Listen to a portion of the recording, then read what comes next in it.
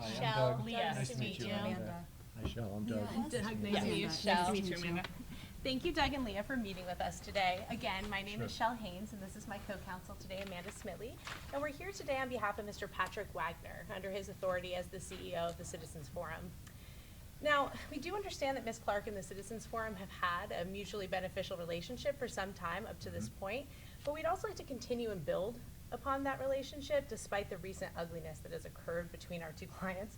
And in spite of those tensions, Amanda and I are really excited to be here with you today to find ways to look forward and help restore that relationship that did once exist between our clients. And in order to restore that relationship, there are 4 main points that our client would like us to discuss today. The first of which being the steps that we can take to get Miss Clark's page reinstated. The second point would be the amendments to the term of use on Citizens Forum. Additionally, monetary concerns in relation to ad revenue. And then publicity efforts to clear up some of the things that have happened over the last couple days. And of course, any creative solutions that we've brought to the table. Is there anything else that Ms. Clark wanted us to touch on? Absolutely. Thank you so much for being willing to meet with us today, too. And we were discussing how we're happy that we're here and not our clients, as we know their meetings were a little bit inflamed, but we're confident that we can move past those disagreements here today and get back to that mutually beneficial relationship. As you laid out sort of your client's agendas, ours are very similar for our client, and I'll list that just sort of in order of her priorities. Sure. Her first being getting her citizen page back up and running. Okay. That's incredibly important to Ms. Clark. The next would, of course, like you just said, be the use, the terms of use of her page. Okay. From then, we'd like to discuss, from Ms. Clark's perspective, the sort of damages that she's incurred while her site has been down. We know that as Ms. Clark is a social media icon, she generates a lot of revenue, or her income comes from being able to post her videos and have a presence online. So that's been something that she's sort of suffered since the Citizen has shut down her page, but we're confident that we can work through that today. Yes, and I just wanted to add that we also agree that the common interests of our clients are really complementary for each other. We know that Citizens Forum's goal is to really have a place for people to have dialogue and discussion, debate, sometimes argue. And we know that, you know, Ms. Clark's goal is to really get her opinions and viewpoints out there as well, because she feels they're important. So I think that part of our goal today is to make sure that anything that we agree to has those common interests in mind as kind of an overarching priority. And Doug and Leah, I'm really happy with what you both said. It looks like your agenda and your client's interests really line up pretty much exactly with what Amanda and I were hoping to talk about in the order we were hoping to talk about, with the one exception being, as Amanda mentioned, talking about some of those efforts to sort of clear up both our clients' negativity over things that have happened over the last couple days. But other than that, it sounds very in line, and we are very happy to hear that your client and both you and Leah and Doug really do recognize where Citizens Forum's coming from, and we're happy to hear where Ms. Clark is coming from at this point. And our client is eager to get Mrs. Clark's page up and restored again. However, there are some concerns that we just want to work through together. So I heard Sure. you mention that you want to talk about the terms of use on her page. I was Right. hoping you could explain more what kind of terms of use is she looking for with that page? Great question. Thank you for that. Ms. Clark is sort of very frustrated by the citizens taking down of her page. As we've read the policy, we understand the letter of the policy to prohibit any propaganda that originates from terrorists. As Ms. Clark has pointed out, the videos that she's posted on her page were not created by terrorists. And while we definitely understand our client's position on that, we do understand that the citizens' letter of their policy may be very different than the spirit of the policy. And we understand that the spirit of the policy is probably more along the lines of not inciting violence, not creating situations where people are buying into something that isn't actually real. So Ms. Clark's initial stance is that she hasn't violated the policy, and her use of the site should go on as it always has. If you could provide us maybe with the citizen sort of perspective on that, I'm sure it's close but not quite exactly the same. I do want to echo your sentiments that something has come to light, and that is that the way the policy is written doesn't really reflect the goals underlining the policy. And that is why our client does want to rewrite that policy in order to demonstrate that anything originating and depicting terrorist violence would not be allowed on this forum. And actually, we are hoping that your client would be interested in being involved in that process a bit, helping our client make sure and feel reassured that the goal he wants with his policy is actually coming across to the users of this page. So with that in mind, would your client be open to providing some feedback on the Citizens Forum's new terrorist media restriction policy and what that might look like? I think Ms. Clark would definitely be interested in that. I think we would take that back to her, and based on her interest in Citizens Forum success, and since it's a major platform for her in addition to other social media sites, we believe that it's really in her best interest to help sort through any ambiguity or any confusion around the policy.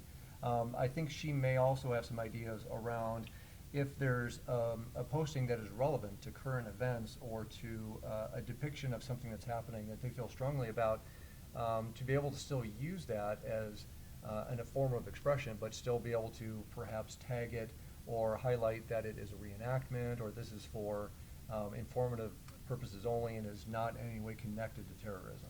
And Doug, I think you really hit the nail on the head, and I think Leah, you did also, and we do want to comment on that, that one of the things that our client is concerned with is honesty and the safety of our users. And so that is one of the driving forces behind this terrorist media policy and our client's approach to that. So one of the concerns that our client had about the use of those terrorist videos, even as reenactments, was that they were not attributed as such, and they weren't attributed to who they came from.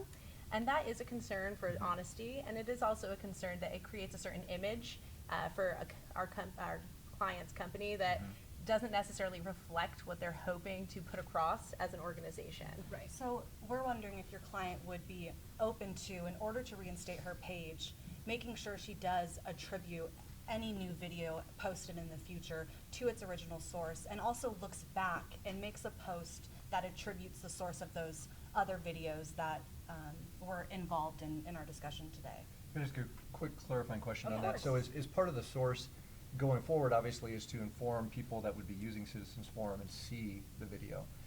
Looking backwards, is that to reassure you that she actually hasn't violated the policy, or looking backwards just to kind of clear the air? I just want to make sure we understand your interest in that. Sure, so there's actually two things, and one of them is to clear the air, Okay. and the other is the concern of liability. So with the Digital Millennium Copyright Act, there is the concern that if the Citizens Forum is to know that there is potentially infringing property on their website, they could be held liable for that, and that is a concern for our client. And for attribution to be provided really would give some reassurance and some trust that that material isn't copywritten, and if it is, that it's coming from a place with permission, and that would help ease some of those concerns under the copyright law. Might I ask if it would be in the citizen's best interest for Ms. Clark to produce a post that relates back to her old postings? Or would it make more sense for Ms. Clark to provide the peace of mind to the citizen itself that these old postings, essentially providing proof these were created by American persons and they were not actually acts of terrorism? It just seems that maybe if we brought up the posts again on the citizen's website, it might not necessarily serve the purpose of removing those videos from the citizen. They've already been removed, so maybe bringing them back up again might not be the best avenue for either party, but in her providing proof to you or to the citizen that they were actually not acts of terror might serve both of our parties better. While we really appreciate that creativity, in all transparency, I do want to say that the requirements in order to get her page reinstated are a very serious and important, I should say, concern to our client. And therefore, we do want to take the things he's told us very literally in that sense, and that he really does want to look back and have her make a post that originates the source and attributes those videos to a source. While I agree with what you say, Leah, it would be in our client's interest to consider that creative option, but he was very specific that that was something that would need to happen. And with that said, to build on that, that would be moving forward. All videos that she posts to the Citizens Forum would need to have attribution for where any of her not original material came from. And again, that's just to protect the Citizens Forum from incurring any liability. Sure, that's understandable. So would there be any flexibility going forward in looking at, if she was able to provide to the Citizens Forum where the video source was and attribute that it was not actual terrorism, it was a reenactment or whatever the case may be. There may be protests down the road, things like that. If she could provide that to reassure your client, but then also put that it was a reenactment or it was for dramatic purposes only, but not actually cite the source publicly, would that be something that would still resolve your client's interest? You know, maybe, and it's something that Shell and I can talk a little bit further about on a break. However, I do want to help, if you could, can you help me understand what the concerns are with identifying the source? I think the current concern is not with giving the source to Citizens Forum, because we assume that it would stay private. The concern would be that sometimes Ms. Clark gets approached by organizations that may want to provide material that's useful for a demonstration or a voice around a dispute, some public issue that's happening, but they may not want to be identified as to who they are. So if we're able to, sort of like a news agency might be protecting their source, they have to still validate that their source is accurate, but they would only need to tell Citizens Forum that, as opposed to put it all over the website. Right, and just to keep in mind Ms. Clark's interest, she does have a strong YouTube presence and other social media sites, so her ability to produce and keep working with people or organizations who do reach out to her is important to her. Okay, so it sounds like we're really hearing that there is the concern of protecting sources and being able to maintain autonomy in her commentary on Citizens Forum and also on YouTube, as we're hearing. Mhm. And I think that that is something that Amanda and I would love to explore further, and we are happy to continue talking about that. But in the interest of time, would it be possible to just move on from this a little bit for now? Yes. Hear a little bit more about where your client is coming from on some of the other issues, and then Mhm. Amanda and I could be prepared to come back with something for you that would hopefully be workable for Ms. Clark. Of course, one thing I do want to flag just real quick before we move on. Again, this is a really important topic to our client, and it comes from the place that the relationship our clients are in right now. Mhm. As it stands, it's a little rocky. However, it sounds like both of our clients want to rebuild that Absolutely. trust. And one of the ways our client feels that that trust can be rebuilt is through a vetting process. Mhm. So if your client did want to post a video, it would need to go through a quick screening on our client's end with the board that does these type of things, just to make sure it does comply with this new policy that would include anything even depicting. Okay, depicting terrorism. Yes, thank you. I might want to ask just two questions. The first, are we specifically only talking about video vetting?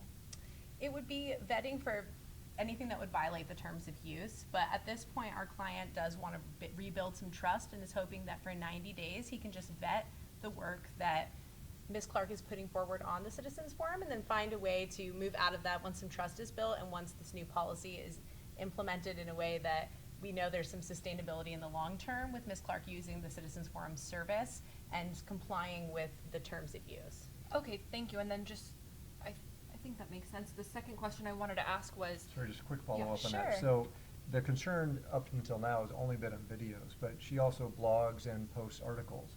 And I would think that would be pretty time-consuming for the client to go through Yes. everything that she does there.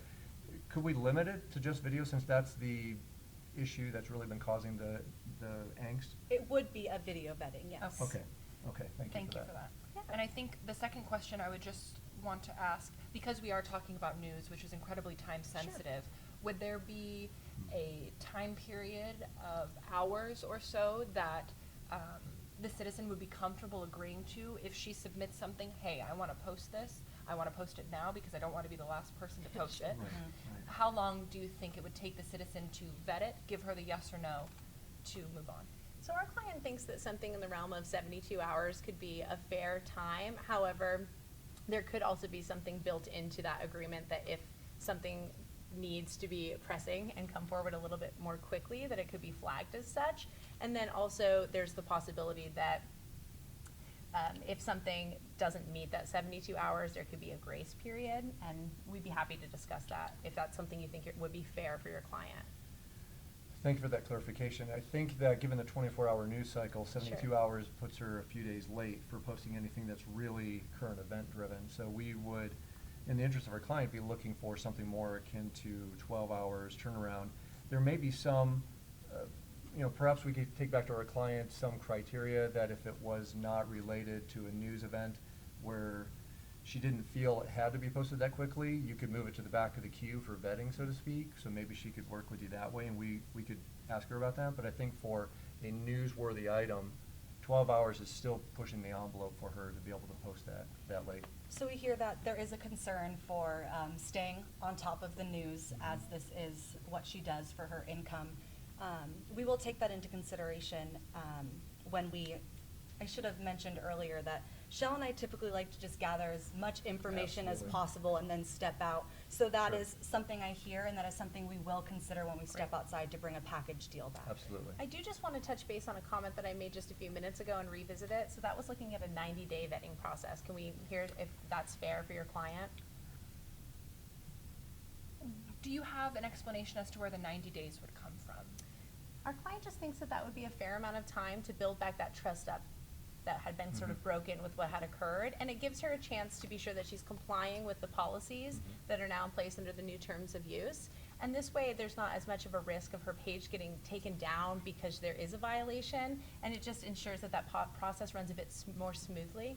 Okay, thank you for that. I think that 90 days was a bit much, as opposed to the numbers that Ms. Clark had given us. The way she was looking at it was that with news stories, she is posting so many per day that 90 days is a lot of posts. She believes that she really only needs 20 days to prove to the citizen that she is back on track, posting things that are appropriate and really moving along with the program. Just based on the volume of news that she produces, or videos or posts.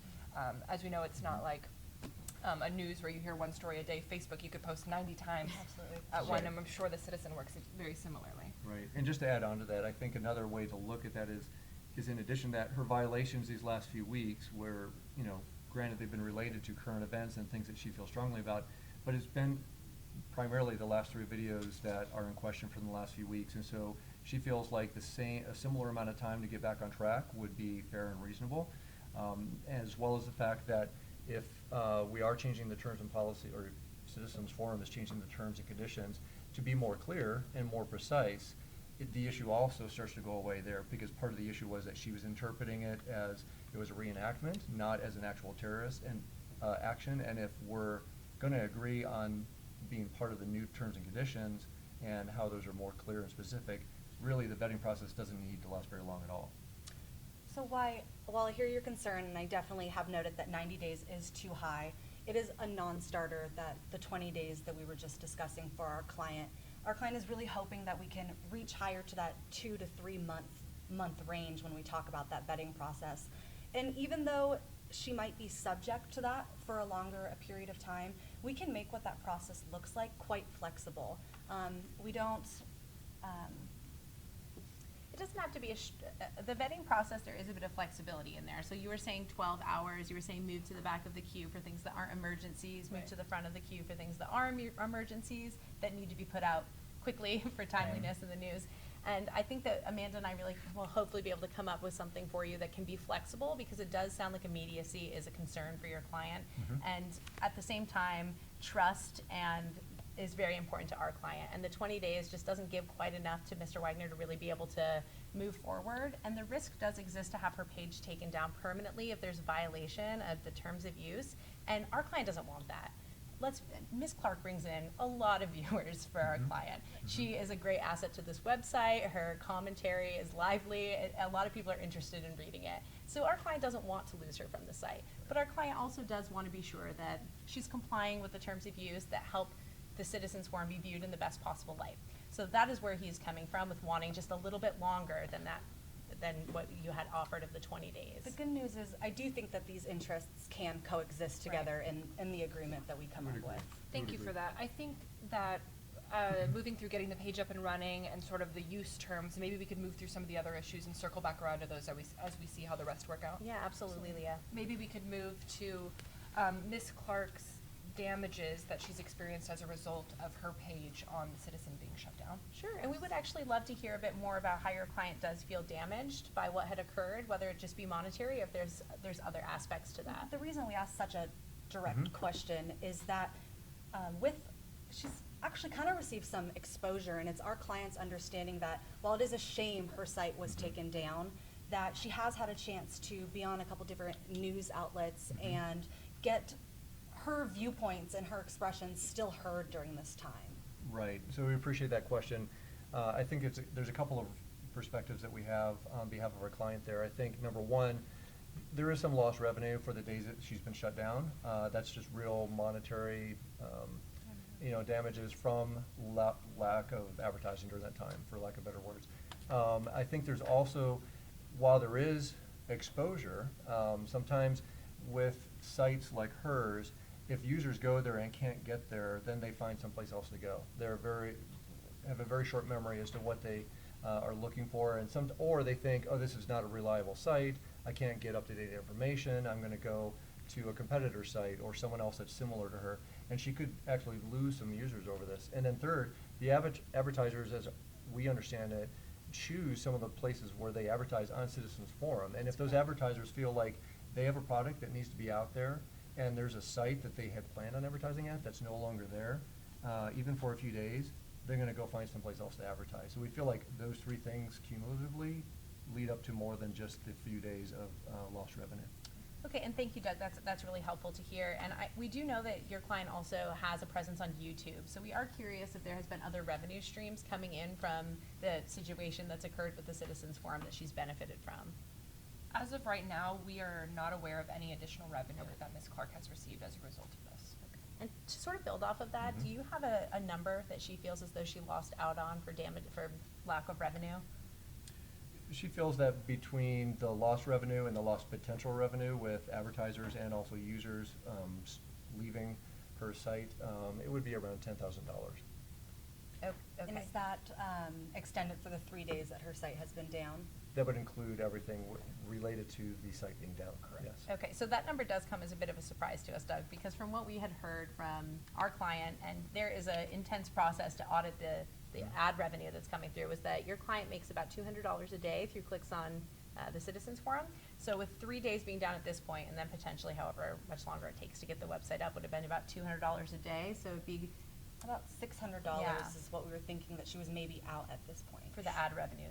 Sure, particular. and that's why we were mentioning it's also the potential revenue Right. that she's lost that it's hard to measure, granted, but it's in lost advertising that doesn't see her as a reliable source of advertising.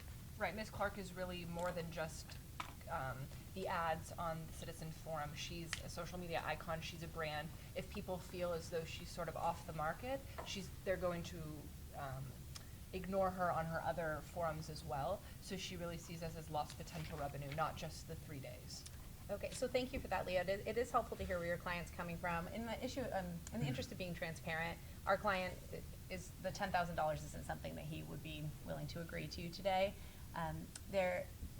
The justification for that just doesn't necessarily align with where he's coming from with the ad revenue and how he feels as though she could have potentially been damaged from being taken down from the Citizens Forum, However, Citizen Forum site. We Sorry. do hear that there's a concern that maybe her reputation has been impacted in a way. And again, that is something that Shell and I will keep in mind when we consider other ways that we can maybe Thank you. advance her image in ways that both of our clients can work together to frankly advance both of their images after this. May I ask, as you move to other ways to hopefully supplement Sure. her reputation, is monetary damages completely off the table? We don't want to take anything completely off the Okay. table yet for the discussion. It closes things off, and we really don't want to do that. We do want to find a way to move forward with the two of you today. Great. So at this point, we're just trying to move forward and hear a bit more where you're coming from. And with what Amanda mentioned about finding other ways to benefit your client, we were curious if she was hoping for some positive publicity to come out of fixing the relationship with the Citizens Forum. Absolutely, thank you for that question, and I think that Ms. Clark is incredibly interested in joint publicity, both to re-announce her partnership with the Citizens Forum, that they're on good terms, that she is, complying with the policies. It might help the Citizens Forum to sort of align with her to announce their new policies in a way that isn't so shocking. Sure. She also is interested in assuring the advertisers that normally would be able to post on her site that she is in fact up and running. If they aren't alerted to the fact that her site is up and running, they may sort of skip over her when looking for pages to advertise on. Okay. Our Right, client- we feel that, sorry, Please. just to add on to that, we feel it's a real opportunity for her to provide that positive image that both Citizen Forum and her need after kind of public issues where people know the site's been shut down. And it's also an opportunity for them to kind of launching these new terms and policies that will hopefully enable the dialogue and the forum and the debate to continue, but still provide the clarity for your client and also the clear boundaries for our client that they both need. Yeah, and you mentioned clarity for our client. That is really important for Mr. Wagner in this situation. We're wondering if your client would be open to doing a joint press release with us to, of course, all the things you mentioned, highlight that she's up and running, let everyone know, but also let everyone know that something that is of a concern is that maybe Citizens Forum has been tarnished a little bit by the video that your client had posted. And it's our hope in that public forum that we can clear both sides of the story, maybe explain that our client is actually up to date on paying her for her ads and stuff to that nature. And Amanda and I just would like to know why your client does think that she was missing some of this ad revenue and where that statement was coming from. Sure, so thanks for asking that. I think that's right along the lines as far as press release and really coming out with a more positive front around this. Excuse me, and I think our client is definitely interested in clearing the air around the missed payments. So I think that there's two issues here that perhaps got blended together a little bit. She did have some issue earlier in the year where she worked with one of your account managers and there was some dispute over whether she was getting paid properly for advertising. And happy to report that she came back and said that the account manager cleared all that up and the dispute was resolved. More recently, she's obviously very frustrated about being shut down. So immediately she goes to, if the policy wasn't clear, you took my ad revenue, that's a violation, you're not paying me when you should be because you've shut down my site when you shouldn't be. So that's where her thought process is. I think now that cooler heads are prevailing, she's very much interested in, because there was some talk from your client about defamation and frustration over the payment terms, that whether they were accurate or not accurate. So I think she'd very much be in favor of this joint press release, getting some publicity out there and clearing the air around payments. I think she can give Citizens Voice some very positive publicity about the fact that they've resolved their issues. That's very reassuring to hear. Thank you, Leah and Doug. I appreciate it. I feel like we've made our way through this agenda and we've gathered a lot of information. Is there, before we step out, we'll do a recap, make sure we're on the same page, but is there anything that we should know in preparation of preparing a deal? I think just to be completely transparent, while it's not her top priority, one of Ms. Clark's interests is, of course, monetary damages. And I know we talked about maybe creative solutions to sort of work around that. Sure. For the breach of contract that Ms. Clark feels as though the Citizen Hotel, the Citizen Forum engaged in, she believes that she has a claim there, a breach of contract claim. And in order for her to sort of drop that claim, she would need to see some kind of monetary damages, just to be completely transparent on where she's coming from. And Leah, And I was just going to add on to that. I think it's almost a three-legged stool here, where I think if we look at some damages, it goes a lot to, and I understand $10,000 is higher than you're authorized to give, but if some damages go a long ways to reassuring her that that your client is taking this seriously, it also is something where she would take a lower dollar amount if there was some reassurance from your client to the advertisers that this won't happen again. So basically, it's a way for everybody to say, we'll drop the breach of contract issue, we'll have some monetary damages that maybe will be a show of good faith, and we'll also expect that your client would tell the advertisers, we don't expect this to happen again, we're back on good terms. Because just like you asked for the public statement, we think the advertisers kind of need to hear that same thing as well. So we see those issues kind of tied together, if that makes sense. That's fair, Doug. Sure, and so Amanda and I are going to take a minute because we've gotten a lot of really great, helpful information, and I do think that our clients are really wanting to rebuild a relationship based on mutual trust and good faith. I'm really hearing that from Ms. Clark, and we're definitely hearing that from our client as well. And so just where we're at right now, we have covered quite a few things, and we just want to make sure we are all on the same page. Absolutely. So Amanda and I had talked about steps that Ms. Clark and the Citizens Forum can take in order to get her page restored, one of which was that vetting process, and the other of which was the proper attribution for the videos.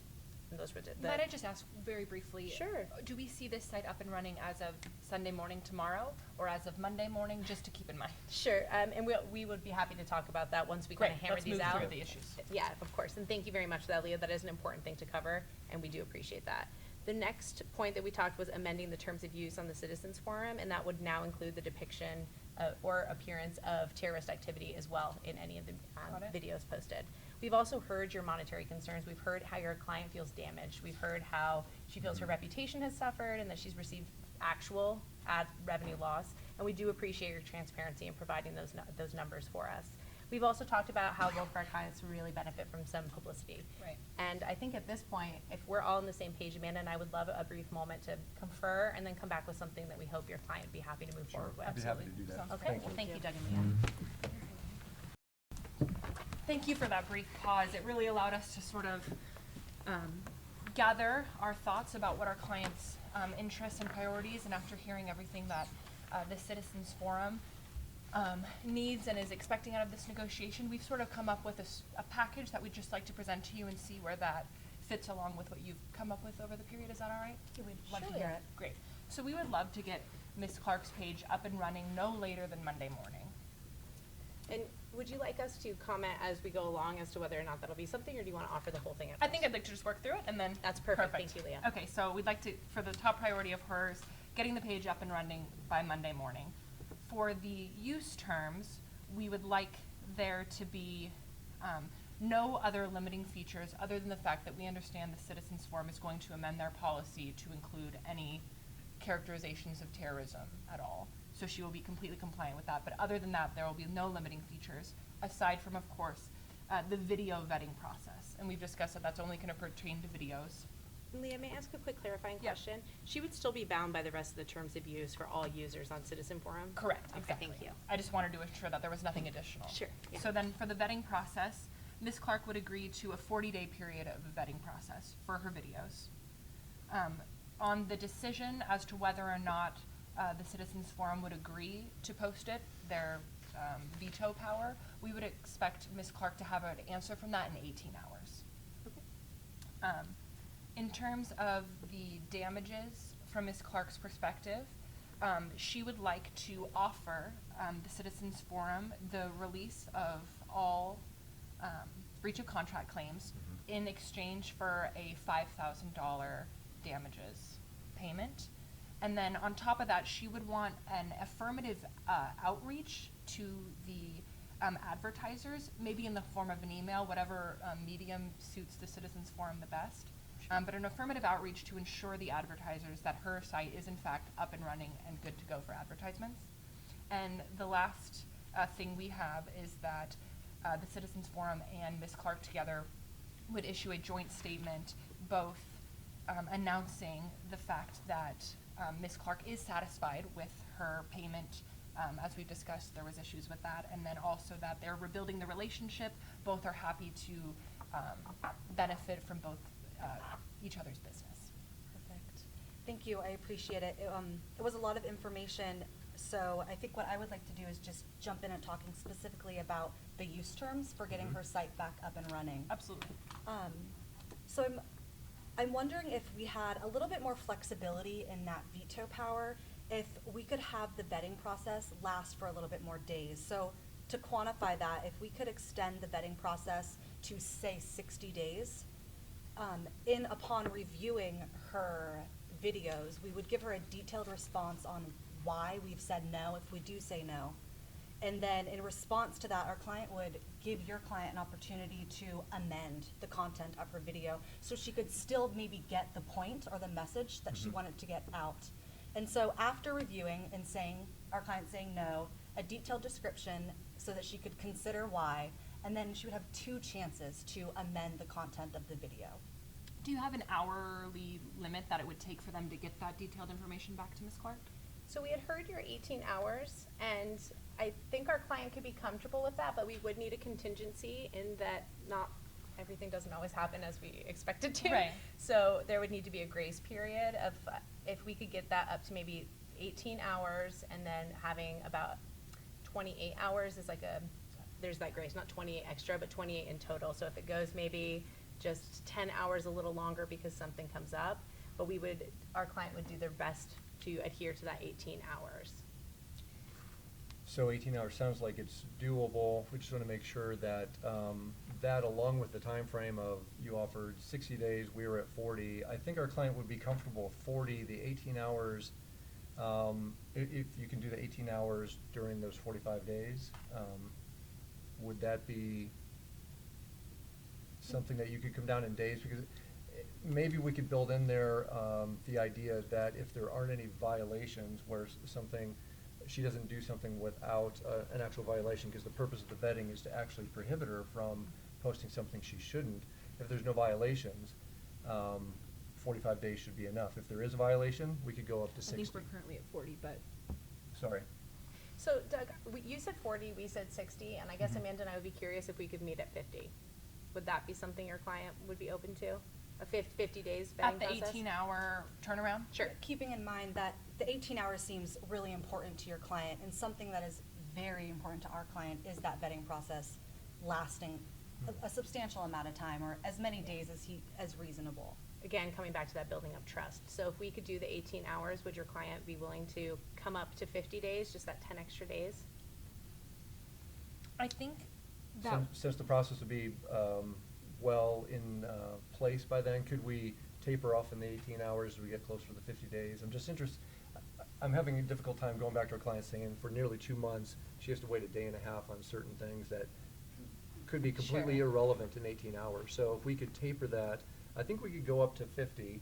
If we can taper the 18 hours, say after 30 days of successful practice, and then we would know that the process is working, you'd be in full swing of having a cadence of getting that feedback to her. Sure. So we could drop it down to 12 hours for the final 20 days. You know, and I really do appreciate that flexibility, Doug, and I think if we can still build in that contingency that things happen, and sometimes it might be 13 hours instead of 12, I think our client would be happy to do that to get the 50 days. would we be able to reach a maximum amount of time? We understand if we're trying to get it done in 18, could we come to the maximum amount of time it taking be 24 hours? Sure, so we had said Absolutely. 28 before, we could go to 24, and I think our client would be fine with that. Okay, so just to recap, we have a vetting process of 50 days, but within those 50 days, the first 30 days or 18 Right. hours max being 24, and the next 20 days, would be 12 hours. correct? And max 24, still. Correct. Okay, just making sure. And so it sounds like were you liking the detailed description of why a vetting process was We think it would rejected with the help. 2 times amendment? That would definitely help. I would Okay. appreciate We see that the more times that happens, the more Ms. Clark can truly understand, how to not do this again, and the vetting process should become simpler after that. Sure. Now moving to outreach to advertisers Mhm. and this publicity and the damages. I feel like they're very connected in the sense that our client would like to make sure that your client and the advertisers know that she is up and running, that there was just that clearing the air. That's Sure. the term I'm looking for, team. So on that note, I'm wondering if our client does take such length of responsibility as not only mentioning this in the press release, but sending out an email to the advertisers that use Citizens Forum, but then also making public on the page with a phrase that, something catchy like, new terms and use agreement approved by Becky Clark. And so again, just another chance to own up for this mistake and this miscommunication that resulted from the weak language in the contract. Could we lower this damage to $3,000? I think our client would be able to accept that. I think she's really looking for that recognition from the monetary piece, but as well as the relationship building that you just mentioned. So I think those dovetail together really well. Sure, and thank you for that, Doug. We would still like her to sign a release to prevent any sort of claim against Citizens Forum as it related to this. That would And be then acceptable. Additionally, a non-disclosure agreement if it's possible, just so we can keep this, how much we are paying her, a little quiet. So it'd just be a non-disclosure agreement as to a settlement offer to resolve this issue. Thank you, Shel. I think that's something our Mhm. client would find mutually beneficial as Sure. well. Our client also wants to demonstrate the same generosity that your client has expressed. If Ms. Clark does publicly announce that all advertisements are fine, that our client is up and paid on those. Our client would also release any claim to sue on defamation. Thank you for that.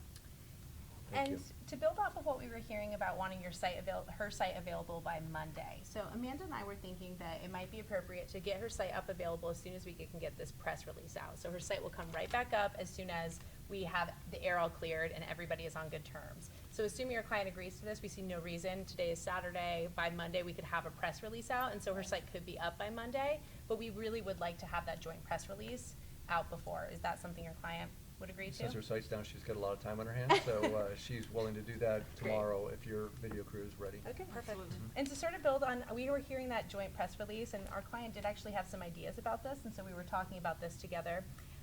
Our client would like to be involved in that joint press release, and we were thinking there could be some creative ways to really just bring in the unity and bringing back that mutual beneficial relationship between our clients. So it could be something like the Citizens Forum making a positive statement about Clark and stating that her content will be restored and that something like this shouldn't happen again, and that'll set that precedent for your advertisers that you were looking for, Right. which doesn't take the affirmative outreach via email off the table. I think that's something our client would still be able to do for you.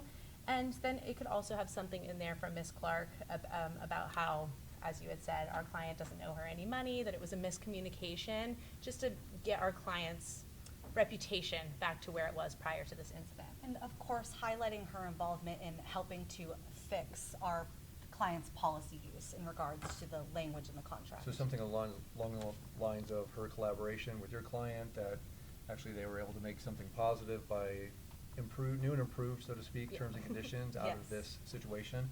And I think she would be definitely willing to state that they've cleared the air on all of the payment situations and that there's a clear understanding of advertising revenue, and she no longer disputes any of that. Absolutely. I think we could rely on PR to create a less dry way to put Right. this, but absolutely that's something our client is agreeable to. Perfect. So And not to backtrack, but I do just want to make sure one thing was included when we were talking about the restoration to Clark's page. That earlier you had talked about, due to some confidentiality issues, we might not want to totally disclose where the sources of her information is coming. Absolutely. However, at least giving a detailed explanation as to that source. So instead of naming the source, you could actually state this is an organization in the United States made this educational video Sure. or reenactment video. Yes. I think that she would not have a problem with that. And Yeah, that would she's be- authorized us to provide proof to, That's good. the citizens. To Citizens Forum that they were not actual terrorists. So I think actually supporting that without releasing all of her sources, I think she would be supportive of that. And again, it's a policy that our client is going to ask of all vloggers on this site. So not just looking back to those That's good posts, to know. but also looking forward to future posts. And just to sort of clarify what her commitment would look like for us at this point would be to post a statement explaining the source of the videos that created this particular mess, and then moving forward, have a statement as to, as you said, a company made this in the United States, and then possibly have the ability for, with notice, to have Citizens Forum actually acquire what that confidential source is if any sort of problem comes up through copyright violation. I think certainly she wants to have a partnership with Citizens Forum on We're that in happy the to hear. future. Just a quick clarification, so on Sure. citing the source of the previous 3 videos, would that be just to Citizen Forum, or she needs to make that public? I mean, she would be happy to say, I believe she would be willing to state that this was not actual terrorism, but again, to the source it concerns. It would be a public post on the Citizens Forum that at least explains. At least explains that. Which The wouldn't source. necessarily identify the source, Right. No. just Got explain it. it. Yeah, just Thank you. explain, a statement explaining the source of the video. So this was a reenactment of an American group imitating a terrorist event. And I think Right. that would be something that our client would think would suffice, and it would bring back that honesty. And to then the just to videos. clarify on your point too, we could take back to her also that the video requirements going forward, this is part of your new terms and conditions for everybody. So she's not being singled out, it's just a requirement going forward. That is Yes, correct. Deb. and that Perfect. is, again, with that concern about a copyright violation. And so at this point, I think I think our clients are really on the same page. It sounds like we have a lot of things that we are positively going to bring back to our client, and that we have some real agreements here, specifically on those 50 days for the vetting process, and that was 18 hours tapered for the first 30 days, 12 hours for the last 20 days with a 24-hour contingency. Correct. And that we had talked about moving that settlement offer to a $3,000 with a non-disclosure, and then your client and our client signing off on any claims to Right. litigate against that. And again, with the $3,000, Ms. Clark would release all claims against the breach of contract. Yes, and our client really would appreciate that. And so I think between the vetting process and making sure those videos have proper attribution, I hopefully covered your client's concerns about money. And I think the joint publicity here is really gonna bring our client right back where they need to be, and yours as well. And I think I speak for Mr. Wagner in that he's really excited to have Ms. Clark back on his site, and he really hopes that this relationship can continue moving positively in the future. Absolutely. So I think we can write up the details, make sure that we didn't leave anything out, and then we can share that with each other, and we can Sure. agree to that. And Get so we'll started on get- the press statement for tomorrow. Yes, I Right. was just gonna check up on that, Yes, and we'll be in exactly. touch for tomorrow about that press release. Excellent. Perfect. Thank you so Thank much. you so very much, Leah, it was a pleasure. Thank you for your time, No, really thank you. appreciate it. Doug, Thank you, as ma'am. always, Thank a you so pleasure. much.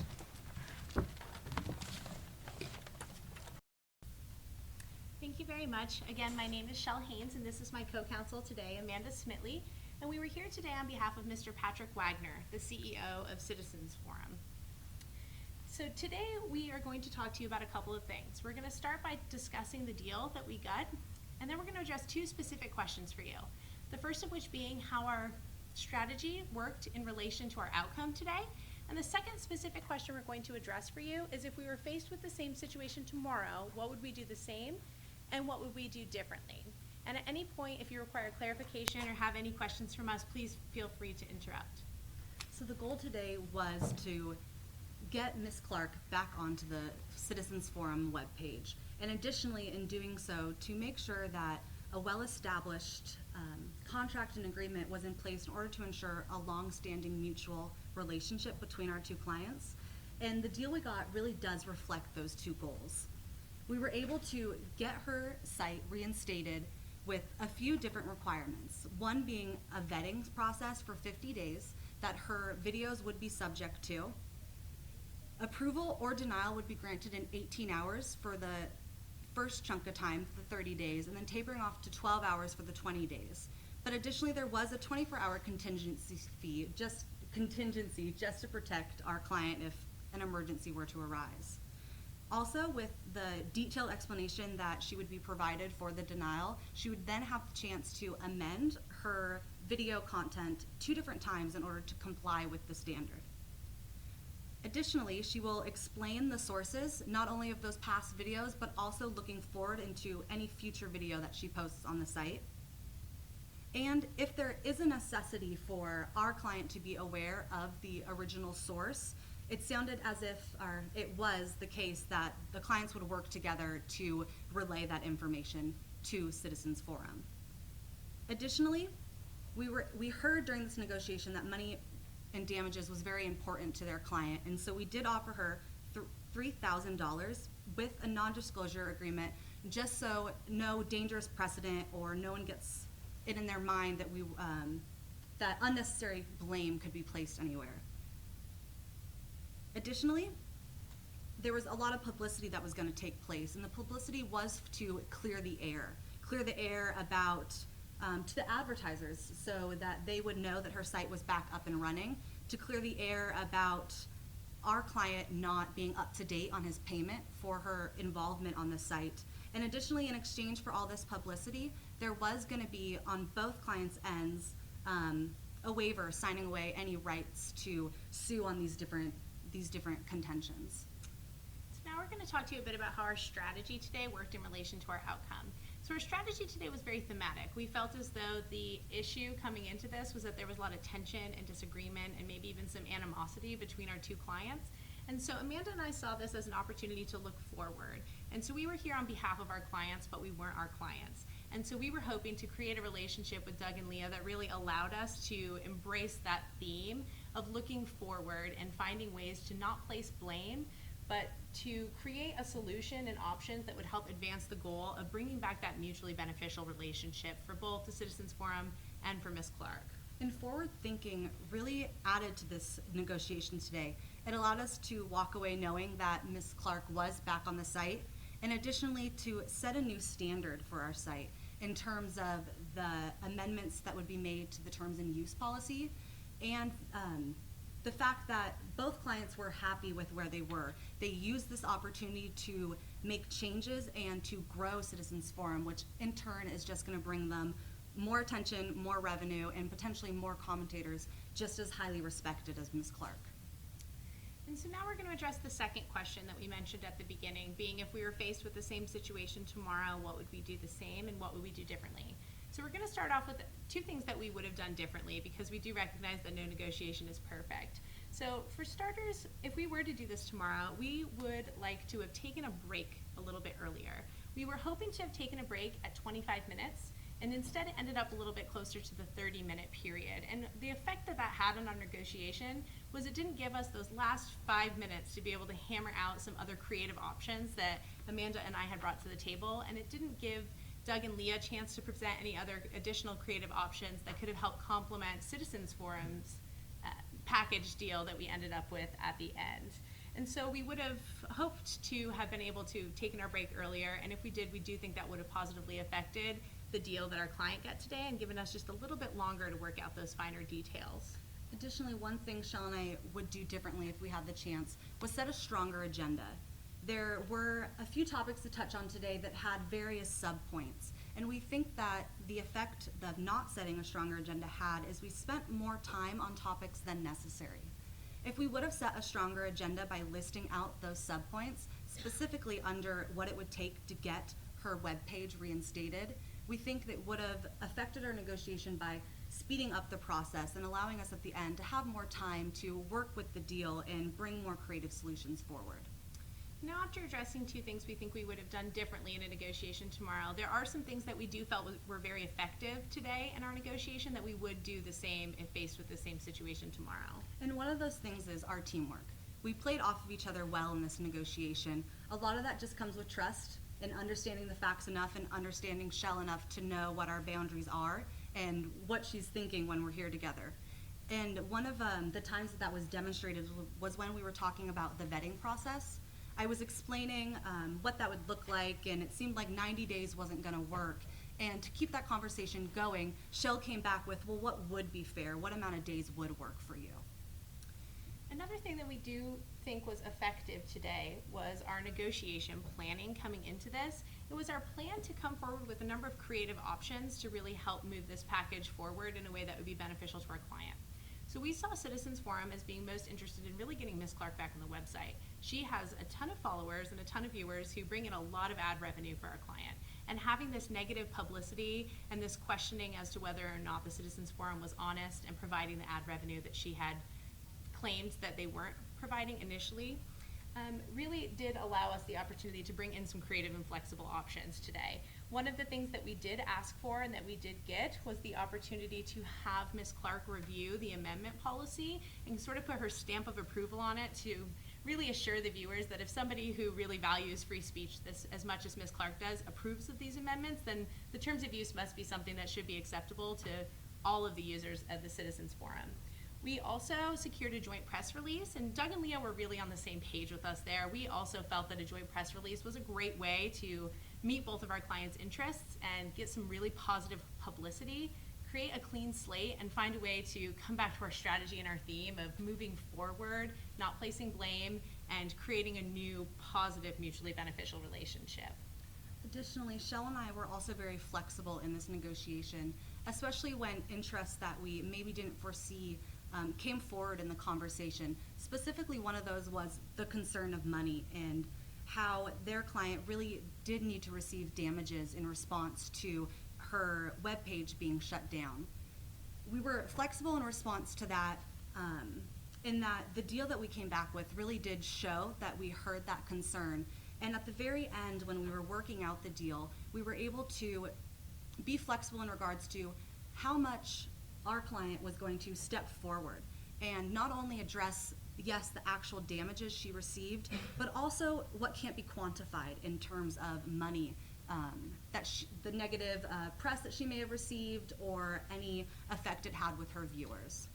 So overall, today, Amanda and I felt like our relationship with Doug and Leah and the progress that we made today really helped create something sustainable for the future for our clients, but also something that's going to put this really ugly situation behind them and give them an opportunity to create a fresh slate and be able to have really amazing collaborative projects together in the future.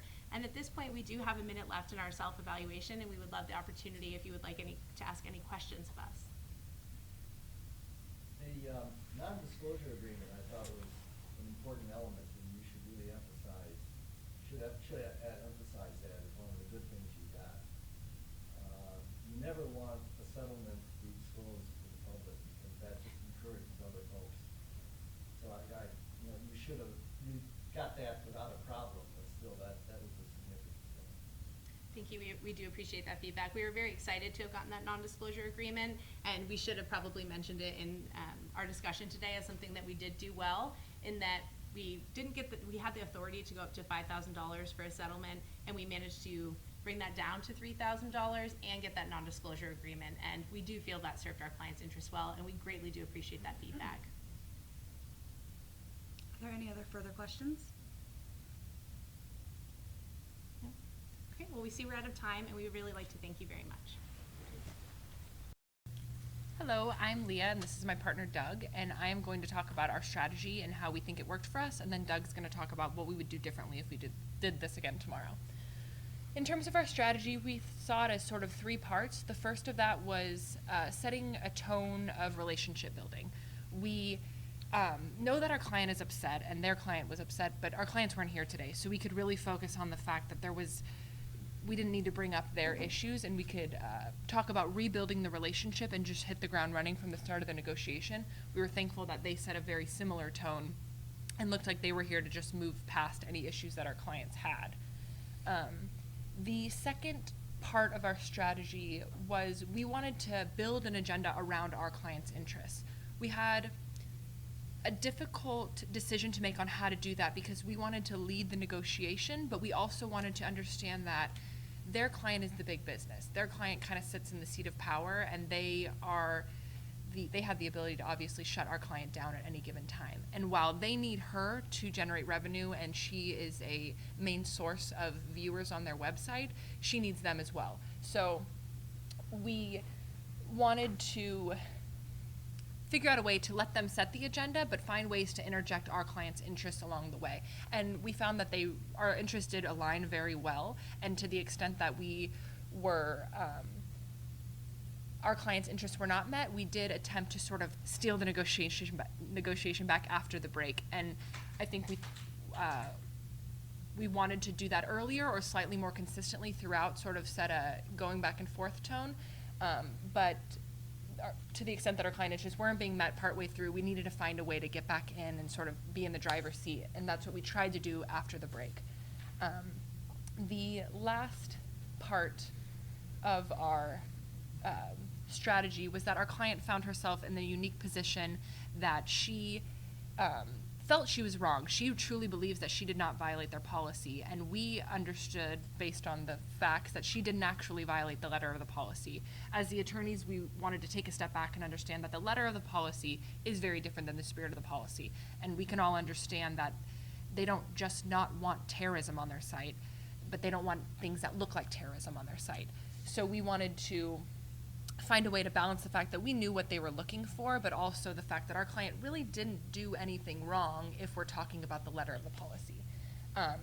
Keeping that in mind, she needs them. You don't want to bite the hand that feeds you too hard, but you do have to also find a way to meet your client's interests. And we did want to also push on the fact that the Citizens Forum, as far as the information we were given, doesn't operate quite like Facebook or Instagram. The point of Citizens Forum is to get people to engage in political discussion and debate, and sometimes that can be nasty, sometimes that can be unpleasant, and we understood the Citizens Forum as looking for that. They seek that out, and people who seek out the Citizens Forum for information or news are also looking for that. So to the extent that people scrolling Facebook would be offended by a terrorist video and not somebody's puppy, somebody on Citizens Forum would be looking at that much differently because they're seeking out information like this. Thank you. And so as far as things that we would do differently tomorrow if we had this to do over again, there's a few of those. I think Leah touched on a couple of things with regards to how our strategy was working, and stating that we really needed to find a way to ensure that our clients' needs and interests were being represented. I think the other team did an excellent job of really laying out the agenda, and I think that lined up so well with many of our agenda points, not quite all of them, but many of them, that you could overlay those, and we probably allowed that agenda to dictate some of the discussion, more than we would have if we were in a scenario where it didn't line up, because I think then that would have presented some early conflict. And so I think one thing we would do differently is maybe talk about getting our agenda for a client, making sure it was very clear how that mapped together with their agenda so we could identify those gaps early on. I think just one area that we talked about that we probably spent a little bit too much time on, I think we lost a few minutes probably going around the discussion around attribution a little bit too long. That was an interest of our client, but it wasn't a top priority. Our top priority was getting the website back up and running, and I think we allowed some of the discussion around that, which was a little bit of a surprise to us. We knew there would be some concerns about really getting the terms and conditions to be able to line up with what the spirit of what they were trying to do with their forum, to be able to be more accurate and clear. I think the attribution around videos probably was just one of those rabbit holes that we went down for too long, probably 2 or 3 minutes too long, maybe a little bit longer. And so that we lost a little momentum there, and I think we also lost a little bit of the collaboration, quite frankly, on a topic that wasn't in the top 3 issues that we had to cover. So we would probably push through that differently next time. I think the discussion on damages was probably a little bit confusing. One thing that I tried to do was talk about reassuring them that if they paid some damages, we would drop the breach of contract concern. I think that fit together well, but we also tried to tie that together with reassuring the advertisers, because it was tied to the loss of advertisement in those damages. I think that didn't work well. I think you may remember I said something about the 3-legged stool. I don't think that was the right strategy. I think in hindsight, looking at how they presented their concerns, we could have moved that advertiser concern away from the damages and moved that over to where we talked about the press release, which is ultimately where we talk more about the goodwill that we wanted to generate. So I think we would have definitely redirected that piece if we would do it over again. We already talked a little bit about reinforcing our client's agenda. I think we had talked informally about trying to get to a first pass draft agenda for our clients' interests, to really be clear of where we were at around the 25-minute mark, about halfway through. We were a little bit late, and again, there were some things that we got bogged down on a little bit early, and I think the break was helpful to kind of realign how their agenda lined up with ours, which was pretty close. But we would have liked to have done that about 5 or 6 minutes earlier, so we wouldn't have been so rushed at the end. And then I think, lastly, they presented information very clearly. I think we tried to ask precise, kind of surgical questions to really make sure we were on the same page. I think there was a few times where either in addition to asking the question or instead of asking the question, we could have said, we understand exactly what you're saying and we agree with that. I think reinforcing that agreement would have helped with the tone we were trying to present, as well as helped to move the discussion along further. Are you ready? Fantastic. Thank you guys very much. We will take a couple of minutes to each introduce ourselves, and then we will each give you feedback. Do you want to start? Start with the introduction. Hi, I'm Julia Brooke. I'm an attorney in the city here at a firm called Better Price, and I practice primarily M&A. So it's fun for me to come judge these because I don't get to do this in my practice. It's actually like much different than my own practice. So it's fun to come and watch you guys. I'm Kate Proctor. I am general counsel at Seasons Hospice. We have hospices in 19 states around the country. And I do get to do some negotiations, and they can be very fun and very not fun. And so it's very fun for me to watch you guys do it. I'm David Santori. I was a civil and criminal litigator for 45 years. And obviously in that capacity, negotiation is a real big part of what I do. Jerry Jakubik. I'm retired from Baker McKenzie. I was mainly in the finance area, but obviously we were involved in a lot of negotiations like you were involved in. Should I start with feedback? Yeah, go ahead. Okay, so I'll try to be as quick as possible because I'm sure we have a lot of the same sentiments. So I will start with Shell and Amanda. I thought you did a great job starting with an outline and keeping to the outline. And your transitions from the outline to the discussion were very seamless. I did like the idea when you had Ms. Clark getting involved with the actual policy writing, because that makes the other team feel as if their client is getting some sort of win there and being able to be a part of it.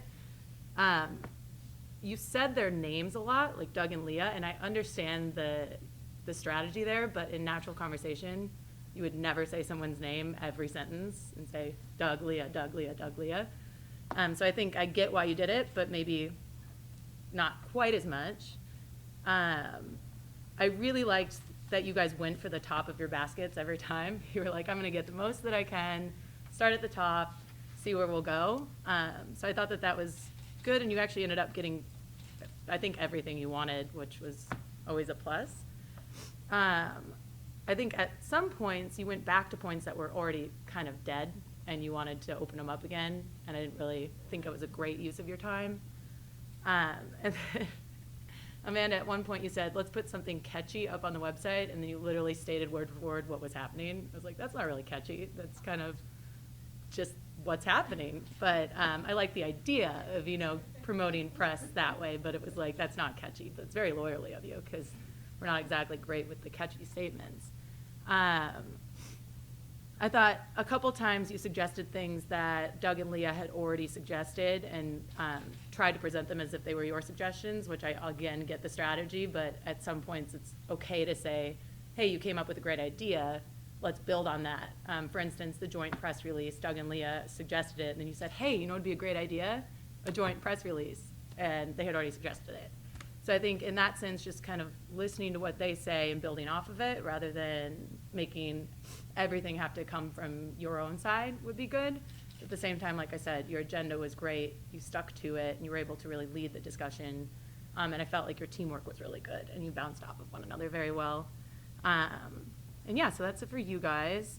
As a overall point for everybody, the IP copyright infringement discussion didn't really make sense because your goal was she didn't want to name the sources. You're worried about copyright infringement.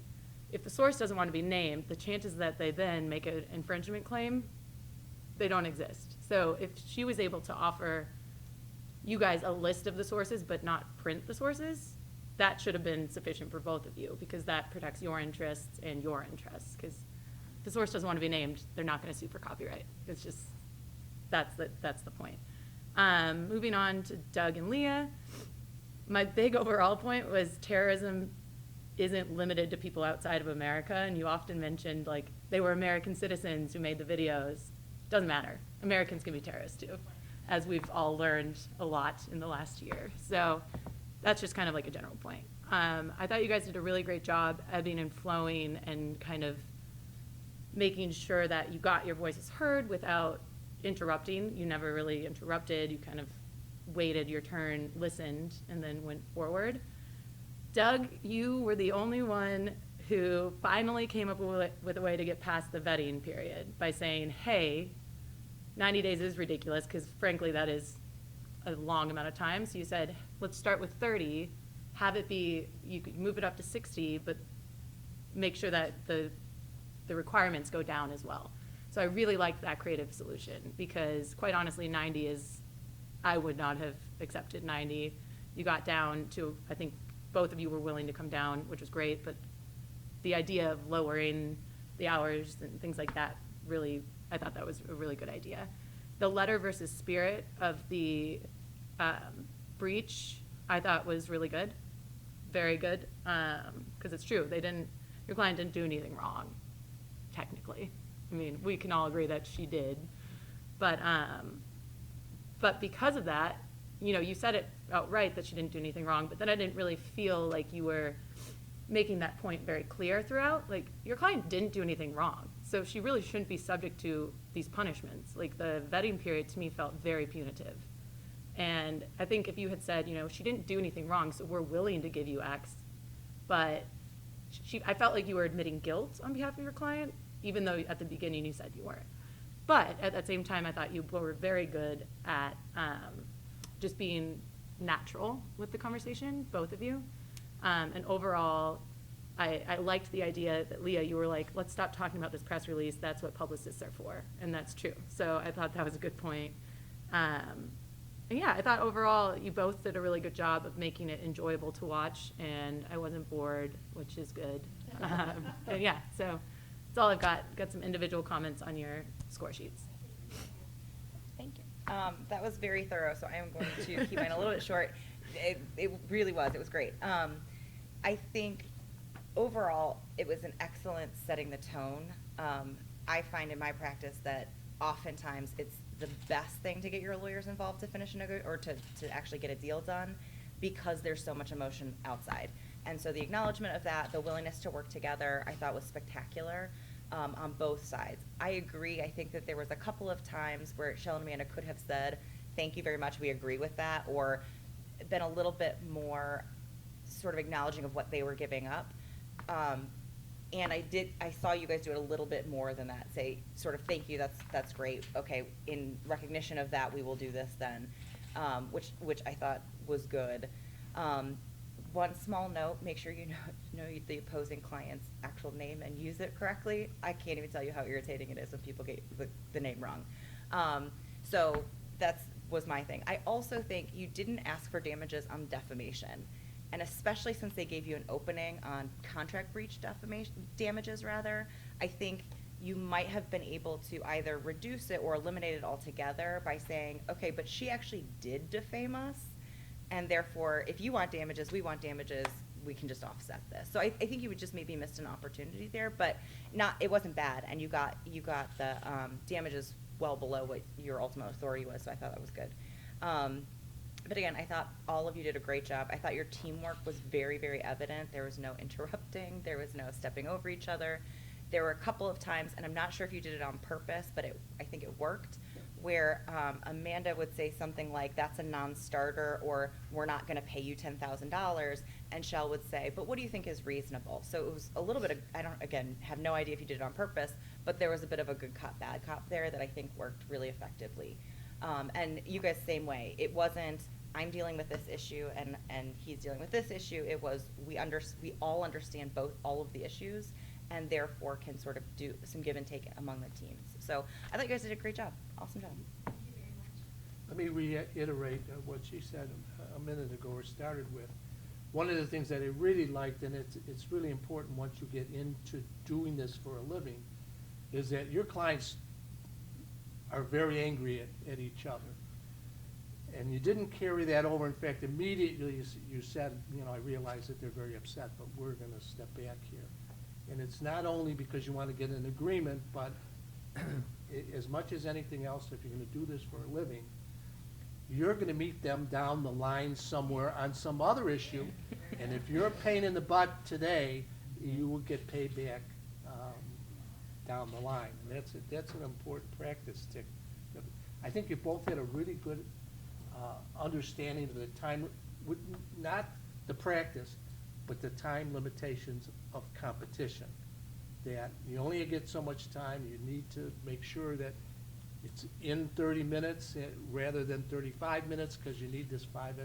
And in your analysis, both of you were really very good at understanding that maybe that didn't go as well, and that if you had to do it over again, you'd make a real effort to make sure this was done in 30 minutes. So that you had additional time. The 90 days seemed like anchor and adjustment to me, that you were throwing out an unreasonably long period of time and then hoping that you can adjust from there. That can go two ways. You can get the other side to say, well, gee, 90, you've got to be kidding. And then you go down another way. And fault, I think, is a rabbit hole too, that you don't want to get into whose fault this is, or admit fault, or say this was somebody's fault, or say I didn't do anything wrong, because then you're going to spend all kinds of time talking about that, and that doesn't do anybody good. When Doug said 45, you got to go with 45. You can't go back to 40. It's out there. And it may mean that instead of between 60 and 40, which is always 50, and we know where we're going, but we have to spend the time, that it now becomes 60 and 45. But the difference isn't that much. I don't know what the difference is. Yeah, so once 45 is out, once 5 is out, once you can't say, no, that's not our position, because it just kind of disrupts the negotiation altogether. I was trying to sit as I was listening to this, whether the monetary damages was a bogey that you were throwing out at the beginning and willing to give up in trade with something else, or you actually really wanted the money. So, yeah, well, those are the things. Okay. I guess the 2 times amendment process wasn't explored by either side. I still really didn't get a feeling. You offered it, that it could be amended twice and changed for, and you didn't explore, what do you mean? What happens on the 3rd time? So that whole thing just kind of fell there. And I'm not sure exactly where your clients were coming from in terms of this amendment process when you offered it. You didn't explore it. You didn't say what it meant or what they were getting at. So that, on both sides, it just kind of was an issue that was thrown in there without necessarily exploration. The other thing is, I would have liked to have seen one side or the other get into a little more detail on what the joint press release actually was going to be contain. Because otherwise you're setting yourself up for another negotiation later on and on and on. So it might have been nice, although it's hard to say within the time parameters that you had, whether you could have gotten a issue list of what the press release is going to actually contain. Because on your side, you wanted her to admit that she was wrong. On their side, you wanted to admit that she's reinstated. And, there are things you wanted to get in that press release. And obviously, the publicists are going to go there. But you don't want publicists fighting each other either. Because, they're going to be doing that on their own. But otherwise, I really concur in all the good things that were said on both your teams. Being the last, I don't have to say very nice things, but no, you did a very good job. Joseph, Eric Clark, Steckman. Thomas Nice to Holman, meet you. representing Mr. Clark. Joseph, on behalf of Ms. Clark. Eric Steckman. Nice to meet you. Thank you very much for coming out here today. We greatly appreciate being able to come here and meet as some clearer heads as the lawyers, putting aside a lot of the emotion that's been happening through the last couple of days. We're hoping to be able to get everything settled here today and be able to move forward with this in a prosperous relationship. So in order to be able to get through this, we decided to set out a couple items that we needed to cover and set an agenda for today so we can cover it in an effective manner. For that agenda, the first item we're going to talk about is the immediate and complete restoring of Mrs. Clark's page. We'll move into settling financial issues, and then from there look at the public aspects of the dispute. Is there anything else that you wish to see covered in the agenda today? One of the things we'd like to do is really kind of step back before we get an agenda up on the board, maybe identify some of the moving parts and pieces, essentially. I appreciate you guys coming to the table here, clear, calm heads. I think that's a much better plane to operate on if we're going to come to a resolution. First and foremost, kind of help explain maybe how your client sees the series of events over the last couple of weeks that brought us here. Well, what we can say is that regarding the series of events, there was a bit of a blow-up between Mr. Wagner and Mrs. Clark. And there are some misunderstandings on both sides. We know that while those are some of the issues we do want to discuss today, Ms. Clark would like to reach a amicable agreement that creates a win-win for both parties. And so, not to get too caught in the weeds, I think if we could at least put something down solidly on paper regarding moving parts and pieces. I know that you said, is there another agenda item you want to add, or just something else that we haven't really discussed that would be important to you during this discussion? We can maybe start going into the specifics of those issues that have occurred. Thomas, I think I heard a win-win solution at the end of this, and I really like that. That was really great, and I like the direction that this is going. Mhm. You mentioned other terms. In totality, we essentially have 5 terms. I think you've hit on 3 of them. In total, we have restoring Ms. Clark's webpage, as you've mentioned, the content. I'm gonna go ahead and put this up there on the agenda so we're all looking at the same All right. board. Thank you, Benjamin. Okay, Sure. so first is the website. Restoration.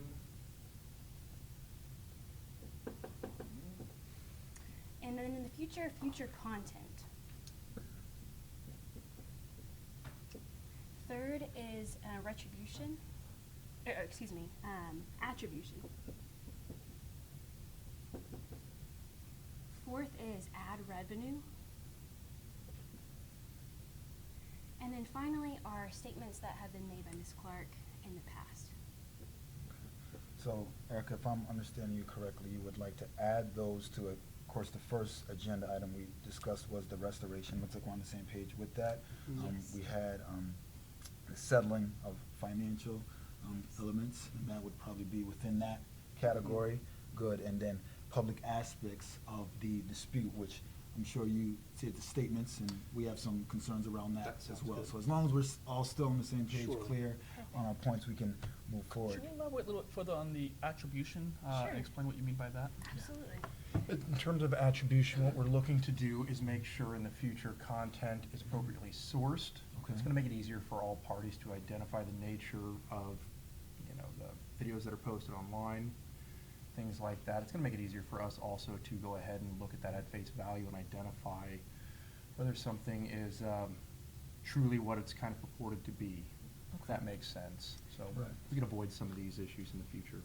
Now, it sounds like I think at the end of today, we will be able to find some sort of agreement. Mhm. Hypothetically, though, if we were unable to come to some sort of agreement, are there any other avenues that Ms. Clark is exploring in social media or other avenues? This time, Ms. Clark is leaving her avenues open. She's not shutting the doors to anything at this point. She wishes to be able to work with your client at this time. She wants to be able to bridge this gap that we have right here and resolve the conflict, Good. because she's worked with this community for a while and she's built up a following, and she wants to continue to have that following here. Yes, followings do follow when you change sites, but it's never quite the same, and she's grown accustomed to where she's at. So she wants to bridge this gap and come here, but she is, of course, willing to look elsewhere. She hasn't ruled those out. We really want to bridge where we're at today. Right, and in the interest of transparency, I'm sure you know she does have videos on YouTube, so she does have a wide array of public exposure, but Okay. right now, we're really looking at this individual situation, and then moving forward from our discussion here, we'll decide what can happen in the future as far as her dedication to Okay. other pages. Now, as far as the page is concerned, as far as citizens is concerned, have other pages been shut down or had content removed for any array of reasons? We don't have that information readily available. I do Okay. imagine that has come up in the past, but I can't speak directly to that. All we're really doing is working with the guidelines that we have, the guidelines that we'd like to discuss moving forward, and hopefully find a cooperative solution here jointly. Completely understandable. We just wanted to make sure that we're on the same page, try to get a little bit of the history lesson. Of course, our client doesn't have Sure. the inner workings of your business, so we just want to make sure that we're at the same level, and we understand that you might not have that. One question that we also have, though, is in reference to the ad revenue is, how many people currently bring in money at this level? How many people reach that threshold to gain ad revenue? Similar to our last answer, I wish we could answer that question more specifically. However, enough. right now we're just working with Ms. Clark, and so our information is limited to just Ms. Clark. Okay. I think in the essence of that, in order to get things moving and keep the time used effectively, we should look at adding towards our agenda of the restoration. So what is required to get this website back up? Ms. Clark does not believe she's violated any of the terms and procedures and policies, and she believes that the website should be put up immediately and completely back to where it was. I think to answer that directly, that is something that our client is absolutely interested in doing, Okay. of course, with a few caveats. And I appreciate you recognizing that there was some error on both sides earlier. We were in kind of a tough position, not truly understanding the nature of the videos, and it was truly within the guidelines. That being said, it's something that's kind of outside of the spirit of the guideline, and something we'd like to address for a moving forward, on a basis moving forward, Okay. so that there's really no issues there. And Mr. Wagner has expressed a desire to even going forward that we would stop at the head any sort of terrorist type videos, even the depiction of it, whether or not it's real or some sort of staged event. Okay. And Oh, can I'm I sorry, ask- please continue. I did have one quick question that I wanted to ask. In terms of the terrorist type videos, can you explain kind of why or what Ms. Clark's interests are? Is she still interested in posting things similar? If so, why? Kind of what is her thought behind this? So Ms. Clark looks at this as she wants to challenge the perspective that's currently out there. She looks for a little bit of the added shock value, to say. So the group that she was working with is a group that's reached out to her numerous times, and after recent incidences around the world, she thought it was appropriate time to add this value to it. So she reached out to a group of American men that had been reaching out to on a regular basis that look at this through a satire approach of taking it to a hard line and pushing it a little bit further. And it reached the purpose that it did. Her strategy worked of people were discussing it, people were considering it, and it was moving things forward. So she tries to take things maybe a little extreme, but she's also looking at it through a good lens to get it to go where it needs to be. So just a little bit of an understanding about the spirit of the Citizens Forum. Now, I understand that you did admit that there was some misunderstanding, I believe, on Mr. Wagner's part as far as the policy was concerned, the specifics, and the actual spirit or the principle that Citizen Forum is portraying to its members. I want to be really clear. Mr. Wagner was not unclear as to the policy. What we were unclear, or our client was unclear about, was whether or not this was true terrorist footage. So whether or not this was a duplicate of some sort, because there was no attribution and because there was no essentially copyright, we didn't know who was making these videos. We weren't sure if this did fall within the policy, which is why Mr. Wagner and Citizens United, or Citizens Forum, contacted her on a private message to begin with. Thank you, Erica, for that clarification. So, again, talking about the spirit, and I know that you brought that up earlier, we understand that Citizens Forum is a venue for ideas to be exchanged and to be promoted. And as my co-counsel said, Ms. Clark is one who is very interested in promoting discussion, spreading ideas. I know, Erica, you asked earlier on what her interest is in this terrorism video type. And as my co-counsel said, this is something that did generate a lot of discussion. It, for what Ms. Clark believes, promoted the ideals and the principles behind this type of an open forum setting. So moving forward, I think we might need to discuss what content is allowed and the specifics of that, because we don't want both of their interests to conflict based on what we understand your principles to be and Ms. Clark's motivation in generating conversation and discussion. Okay, and surely, I appreciate both y'all's input. I too believe that discourse is important, Right. and I can understand your client's perspective there. However, there's also kind of guiding principles that Mr. Wagner has as the owner and founder of Citizens Forum. One of the things that terrorists seek to do also is create discussions, Right. get people thinking about those things, get thinking about things on those terms. It's one of the reasons why we have a regulation in place to go ahead and prevent those videos from being publicized on Citizens Forum in general. That being said, terrorists also use propaganda footage. Right. Very difficult to discern between maybe the footage that your client was publishing on Citizens Forum and that which another terrorist group would publish, and ultimately the practical effect of both can be exactly the same, undermining again the spirit and intent of those regulations. Right. So just in the interest of openness and honesty moving forward, if we're to reopen that page, that is a condition that is non-negotiable. There will be no actual terrorist footage or any likenesses, recreations, however you would like to describe it. And in moving forward, in terms of that first term, you mentioned essentially some elements to that. And what we'd like to kind of bifurcate the restoration of Ms. Clark's page. So the first part of that would be a zero tolerance policy for terrorist videos and things like that. That's why I was asking about Ms. Clark's future endeavors with the terrorist propaganda type videos. And then second, in terms of restoring it, there is a process that we would like to navigate. It's an approval process. And how that would work is, and I'm happy to write this on the board, is a 90 days of screening. So there would be the zero tolerance. And in addition to that, a screening process.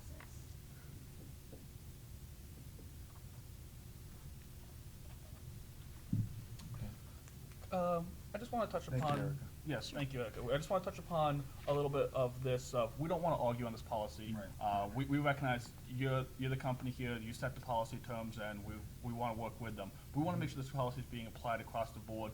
Our client had looked at your policy, saw where there was room, and went within what she thought was the guise of the policy, and that's why this caused a lot of this upsetness. Was she'd moved away from it. Right. Now, as time goes, if she finds this policy might not be for her, she may look to go elsewhere, and we can discuss that with her within that.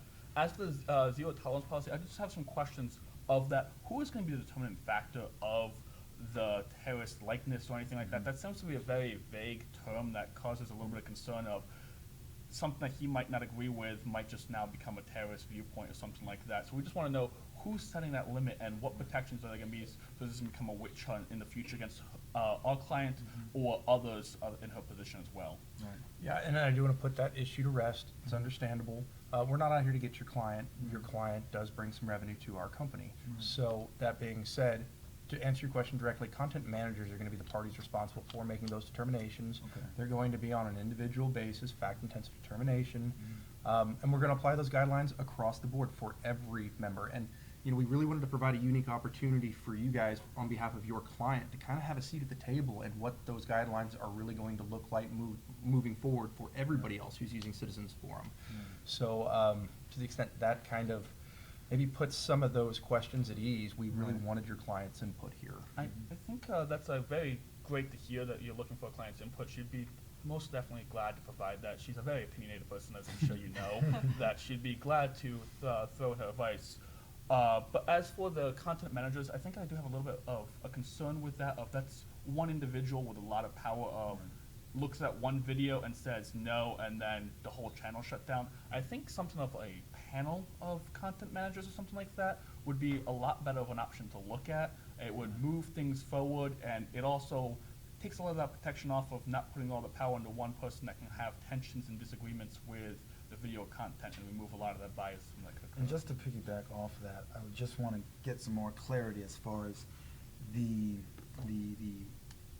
potential, the policy that we're discussing. Now, will this be a different policy than what was already in place? And if so, like I said, like my co-counsel said, it's going to be something that's across the board. Because again, the way we view this, Ms. Clark is a very opinionated individual, and any restriction outside of what she's already contracted to with Citizen Forum, she sees as a limit on her expression. And so we don't want to limit her too much because it almost defeats the purpose of even being a part of Citizens Forum.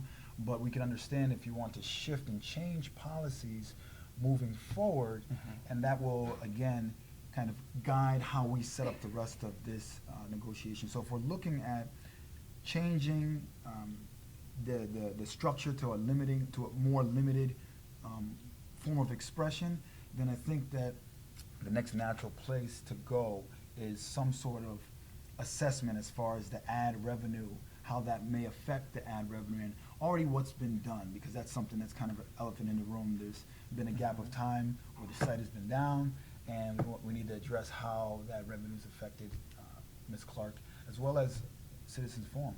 Surely.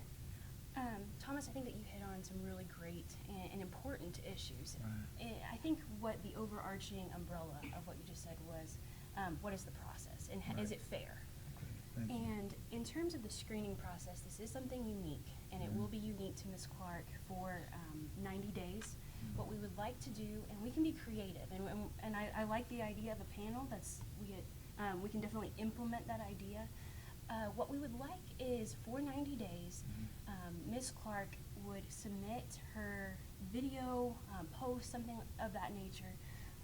We would assume that it is good, and that it is something that would be allowed to be posted. However, we would kind of a permission type stage. There would be only on rare occasions would we say no, and we would ask that Ms. Clark explain her situation, why she wants to post it. Right. And it would be looked at, we can do it like by a panel of judges. And we appreciate where you're coming from with this. We understand your perspective on this, but our client doesn't feel that they've been in the wrong. She's been doing this for many, many months now, many years of having these videos go up, and she feels that she's not violated any of the rules, and it's only been most recently that they've had these concerns where the videos have occurred. And she thinks that past track record speaks for herself. Now, seeing that your client doesn't quite seem to be on the same page with that, our client is willing to try to make amends with this. As for the idea of an open-ended, how long this process could take, I think we're definitely going to have to limit that down to a 24-hour period.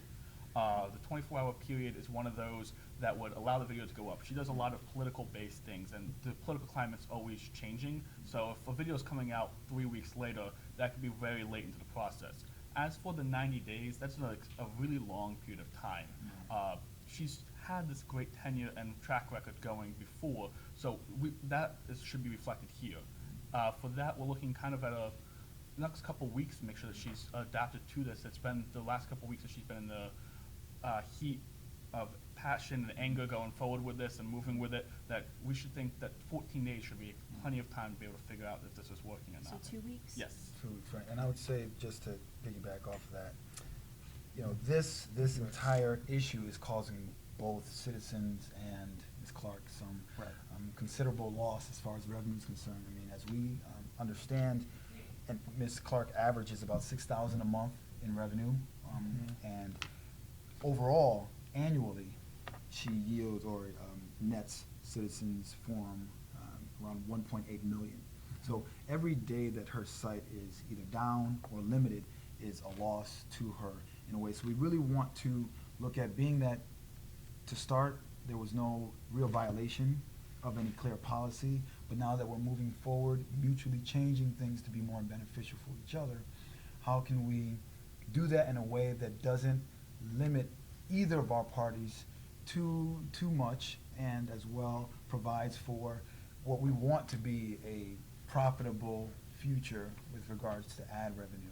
So I think in that spirit, we have talked about 24 hours, and we've put out the idea of 2 weeks, but maybe we can move into compensation just for the sake of time.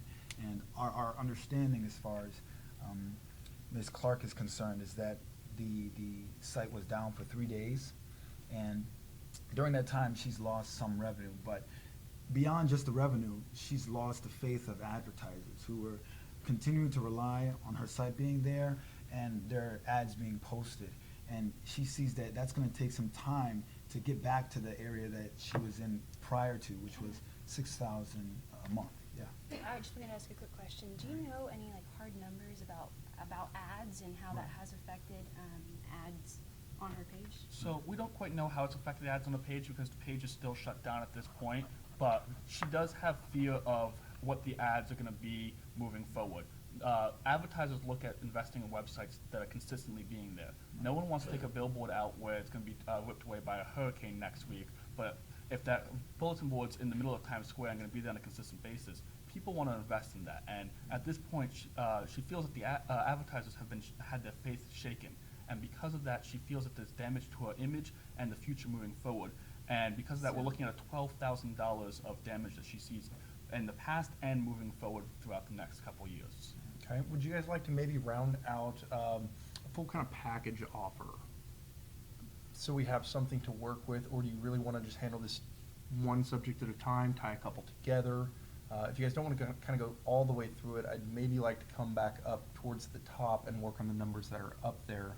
What's your preference? We can look at a little bit of both. I think some of the issues, this covers a lot of all major issues. I think there's a couple other issues that you've said earlier about your client having some statements that were made incorrectly and things like that. So we could add that on to here, but we'd need to hear a little bit more about yourself if we were to make that into a global offer. So we're amicable to work on either one, but we unfortunately do have a previous time commitment today, so we do need to get some time moving. So I think we'll get all the numbers up on the board. It does allow things to flow in a more orderly fashion. So I can say that just looking at what you have on the board there, restoration, content, and attribution seem to kind of, for our purposes, relate to one section. So since at the moment, we've moved on to the ad revenue place, and we haven't really heard from you what works as far as the, how can I put it, prospective loss of ad revenue that we're looking to try to mitigate through this $12,000 offer. I think it would be better for us to maybe focus on that, keeping that in Okay. mind, but then we could look at grouping those Okay. in a look-back fashion. So is that? Let me put your offer on the board in terms of Okay, ad thank you. revenue. So essentially what I heard is for the fear of future ads being gone, you're asking for 12,000. Yes. And can you maybe explain to us a little bit of how you arrived at that number? Was there a specific metric you used, or? When we looked at that number, we looked at how much she was bringing per ads per month, per year, and everything like that. And we looked at the 12,000 comes out to about $1,000 a month for what it comes out to, but it also comes out to 2 months worth of ads that she has. So that number right there is adequately reflecting on what she thinks is projected harm from it. But these numbers are always fickle, so you can never say where they're going to be. In fact, that number could actually be higher. You never know where it's going to actually end up being. I do have a quick question. Our understanding of Ms. Clark is that she has been sought out by other media sources, like news sources and stuff. So while there may be some discrepancy in future ads, Right. currently she is being employed by other news sources and stuff. So she is earning an income apart from Citizens Forum. Is that right? I don't know if she gets an income for that job. She did not speak to us about those speaking engagements. A lot of those are she goes on talk shows and she's a guest. I highly doubt that she's receiving money for those. A lot of times those are volunteer interviews to talk about the political ideas and have her share her view. The ad revenue is based off of the 4% that she receives from the typical package that your client uses, and that's where she sees the loss coming from. Is there's no longer going to be as many advertisers willing to invest in this project if they have the fear that later on this year that the site can be pulled down again. And I think we're working on trying to restore that, but at this point she sees that fear is still existing. And not Okay. just that, but we also have to take into consideration the cost of delay. And we were Right. already trying to work around the idea of a 24-hour screening period and then also a potential vetting period, if you will. And so I think that for us, that $12,000 is a way to help her balance out the damage or the potential damage that may occur, because there is going to be some damage monetarily. But is there something that would work for you Sure. closer to our range, or? Well, I mean, we'll call it a reduction in revenue realized. I mean, damages Okay. result, I mean, we're kind of implying there's a contractual obligation or right to her use of Citizens Forum. I understand that there's a possible reduction in the revenue that your client's receiving. That being said, we're talking about a 3-day period currently. $200 roughly a day is what she would normally realize for income from Citizens Forum. I mean, $12,000, 2 months seems a little disingenuous at this point. And you said they're a little fickle. You don't know where they end up. I could tell you which way it's got to go. I think we're looking closer at the $600 mark. That's assuming we can go ahead and get a deal finished today. And that's going to be a lot closer to where we're at than $12,000. And we believe that that's fair in terms of, we do know exactly how much she was making. It's a number that's calculable, not hypothetical, so to speak. And so, and we also understood that she is gaining monetary value potentially from other news sources. So kind of those in combination, helping offset what she may have lost over the 3-day period from specifically this site, and in acknowledgement that she has been getting at least publicity outside of Citizens Forum. We appreciate where you're coming from on this. We recognize that you're looking backwards. We look backwards as well, but we're also looking forward. Our client believes the contract that has occurred between our two clients. Not only is there the use of the website, but there's the whole ad agreement that's occurred, that there is a contract, and the website was taken down and actions were taken against her in breach of that, because the policy was there and it stated specifically what was to be occurred. Now, that might have been the spirit and difference of that, but when you look at a contract, the drafter, an interpretation of that, the drafter's side is usually the side that's looked at a little more harshly, and they look more in favor of the side that's not on the drafting side. So in that sense, we think there is a breach of the contract at the point, but we don't want to get caught up in going back and forth on that and moving forward. I think in essence of time, though, just because we are limited, that we look at getting a little more of the numbers on the board and talking about different things. You mentioned earlier something about the statements, and I just want to get your perspective on that and where your client currently is standing on it. statements in regards to? You mentioned earlier something about disparagement charges and incorrect statements being made and looking at Ms. Clark with those. And that comes to basically an assertion that she was not paid everything owed in terms of the ad revenue from the past. That's something that we have investigated and have determined to be untrue, at least according to our accounting department. Is there anything you can provide us that speaks to the contrary? Okay. I mean, otherwise, we've kind of got a real concern that we need to address.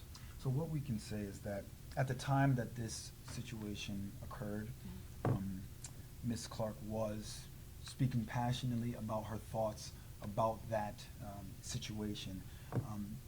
As far as there were some comments that were misstated, or a light was cast on them that was not completely representative of the situation that was occurring at the time. But again, as my co-counsel said, we're not saying that they were incorrect per se, but that it was not the best way to handle the stress that she was feeling at the time. And so we are looking to see if we can provide some sort of either statement or good faith demonstration that we don't want anything like this to happen again, and that we recognize what has happened. But I will say that, and just because they're all related, I think you mentioned that the ad revenue amount was disingenuous, and we can understand where that's coming from. But again, being that we're on different perspectives, we do feel that looking at this holistically, you know, the money and statements, if those two can be tied together as far as good faith is concerned, because you'd be putting trust in us that we're not trying to upsell you 12,000. If we have to move on that number we could. And I think with that being said, we could also look at the statements, maybe saying something to the public to the extent of reparations in regards to your reputation. I think that sounds wonderful. In terms of the statement, I do think it's, for the statement specifically, we would ask Ms. Clark to recant publicly the statement that she's made, that we have not paid her in full.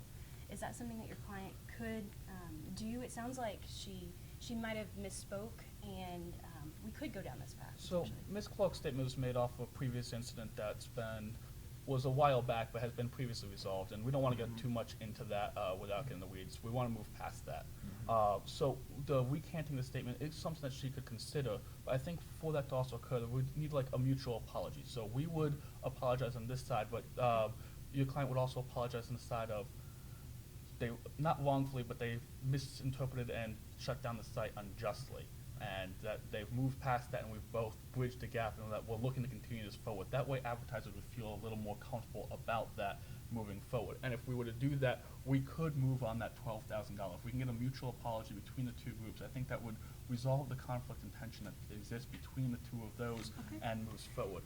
If I give you this marker, could you kind of show me how that would work? Sure. And while he's going to the board, I would just add that this is in the best interest of both of our parties. When we talked about earlier, that win-win scenario. Yes. Not only will it help the advertisers, but it also would help instill confidence in users, because this is something that has unfortunately become public. And so we want to make sure that if we can both demonstrate to the public that we're ready to move forward with this, we're ready to work on trust, then again, dealing with that content and attribution, a lot more movement can be made within that potential vetting period. Also, potentially what type of content would be on the site. But if we can look at the holistic theme of trust, working together to prevent any further issues, as my co-counsel just put up, we can look at So what I understand $6,000. is, for the statements itself, is Ms. Clark would publicly apologize for the statements made. If our client were to publicly apologize as well for shutting down her site when she was not breaking the rules, as Ms. Clark sees it. I also have just one thing that I want to add on it, because I didn't quite get to add it before I had to go up to write the number, is with this as well, we would need a statement of release so that your client wouldn't be seeking a claim afterwards of trying to get the disparagement charges or anything like that. I think that's an amicable thing if we're looking to move past this and publicly declare it. I don't think this should be anything that's too difficult, but I just want to make sure that is clearly stated. And I see an opportunity here to go ahead and check off a couple things while we're on it. What we would like is a release from any basically pursuit of any claims for shutting down her page. I think if we're able to look at that 6,000 number, I think that our client would feel that she hasn't been wrongly harmed and she's been justly compensated for it, and that she wouldn't need to seek out other alternatives. But if we can't really get to that number, there would be some concerns in that aspect. Well, let me put down on I just want to be whole- honest real quick, we Yeah. can't do $6,000, but we're working in the right direction. I'm confident we're not far from a deal. Right. Okay, so in terms of the statements, I think that we can agree to apologize. I do want to be clear that policies will be changing in the future. Right. So moving forward, I think in conjunction with an apology, it would be, we did make a mistake for taking down her site. However, moving forward, Citizens Forum does not want any terrorist activity. If those can be in conjunction along with the apology, I think we can have that two-way apology. And that sounds terms that we can agree with. We understand the changing the terms and looking at that. Our client, like we said, was operating in the guise of the previous policy, and moving forward, she plans to respect where we're going with them. And we're glad that we're getting here on these deals. And as I'm looking at this, we're getting very far along with this, and we're really down to two numbers of where we're looking at. I think we're looking at where the screening period and the ad revenue number, unless there's anything else that you guys think at this point. I think we could probably throw up and possibly agree any of the new content, especially things that are videos, while there's going to be the restrictions that it can't be terrorist videos or recreations, likenesses, other videos, we're going to insist on providing attribution there, providing a source. It's going to make our job easier and going to make it easier for other people on Citizens Forum to distinguish the difference. So how those two terms would work is for content, specifically, the content would not encompass any terrorist type activity. I think that is something that our client would be willing to do. She's been willing to provide proof upon that these were from men from America looking at the satire approach. She's been looking to do that. She's usually one to cite all of her work because her credibility comes from where her sources are. We would definitely go approve of this with her, but I don't think this should be anything she should have any problem with at all. I will say, though, that 90 days of the screening period is something that's just not really going to work with her. She feels that's a very extended period of time just to give aspect to that. And I just want to know, when we were talking earlier, we had mentioned the 24-hour time period. Is that still something that your client's okay with, or? The 24-hour. Time For period. the actual screening For the screening. of any individual piece Yes. of, okay. So within 24 hours, that video would be posted and up on the site because, as I said, the political world is Yes. ever-changing. I You think know, we can, in the like- interest of good faith, so we can kind of start moving these numbers more quickly, I think that's something that we can go ahead and agree to right now. So there's really two aspects of screening. Over on the left-hand side, I'm going to put 24 hours and nice green color, so we're feeling the productivity. Go ahead and check that off. I think everybody might feel a little bit better. Go ahead and check these two off the board so we know what we're working for, or working with. Can we go ahead and agree at this moment that we're going to be citing sources? I believe with the citing sources we'll be okay, and with the no terrorists, especially with her input into that, I think that is something that we can look into as Right. well. I think that's something. No, that's also going to include fictitious videos that look real. Because that's still a real concern for our client. Other individuals watching these things don't always have the ability to distinguish between the two, and the effect would still be the same as if terrorists were using a real video versus a propaganda video. That's just something we'd like to avoid. So, regarding that, I think we're almost there, but Good. once again, Okay. the time period is something that, if you will, it's a limit that she's really going, she may even potentially lose a niche market based on that. I mean, that's where this entire issue came from to begin with. So if that's the case, we're going to need to see some serious movement, I know. So before we agree on the content, could you just give us a proposal as far as the 2 weeks to 90 days? Again, that's a very wide gap that we want to see about closing before we agree to such restrictive policies. Because again, we don't want to look at moving anywhere else, but there is a public component to Ms. Clark's persona that she wants to keep intact, and cutting that in your forum Okay. will cause her some damage. So, Okay. so let's move in both of those categories. I think the two issues that are, I think, holding us from a yes today is both the days, the percentage of time that there would be the screening process in addition to the ad revenue subsidy, so to speak. So I think right now we can counter with two things. First is the number of days. Instead of the 90 days, we would be looking at 45 days.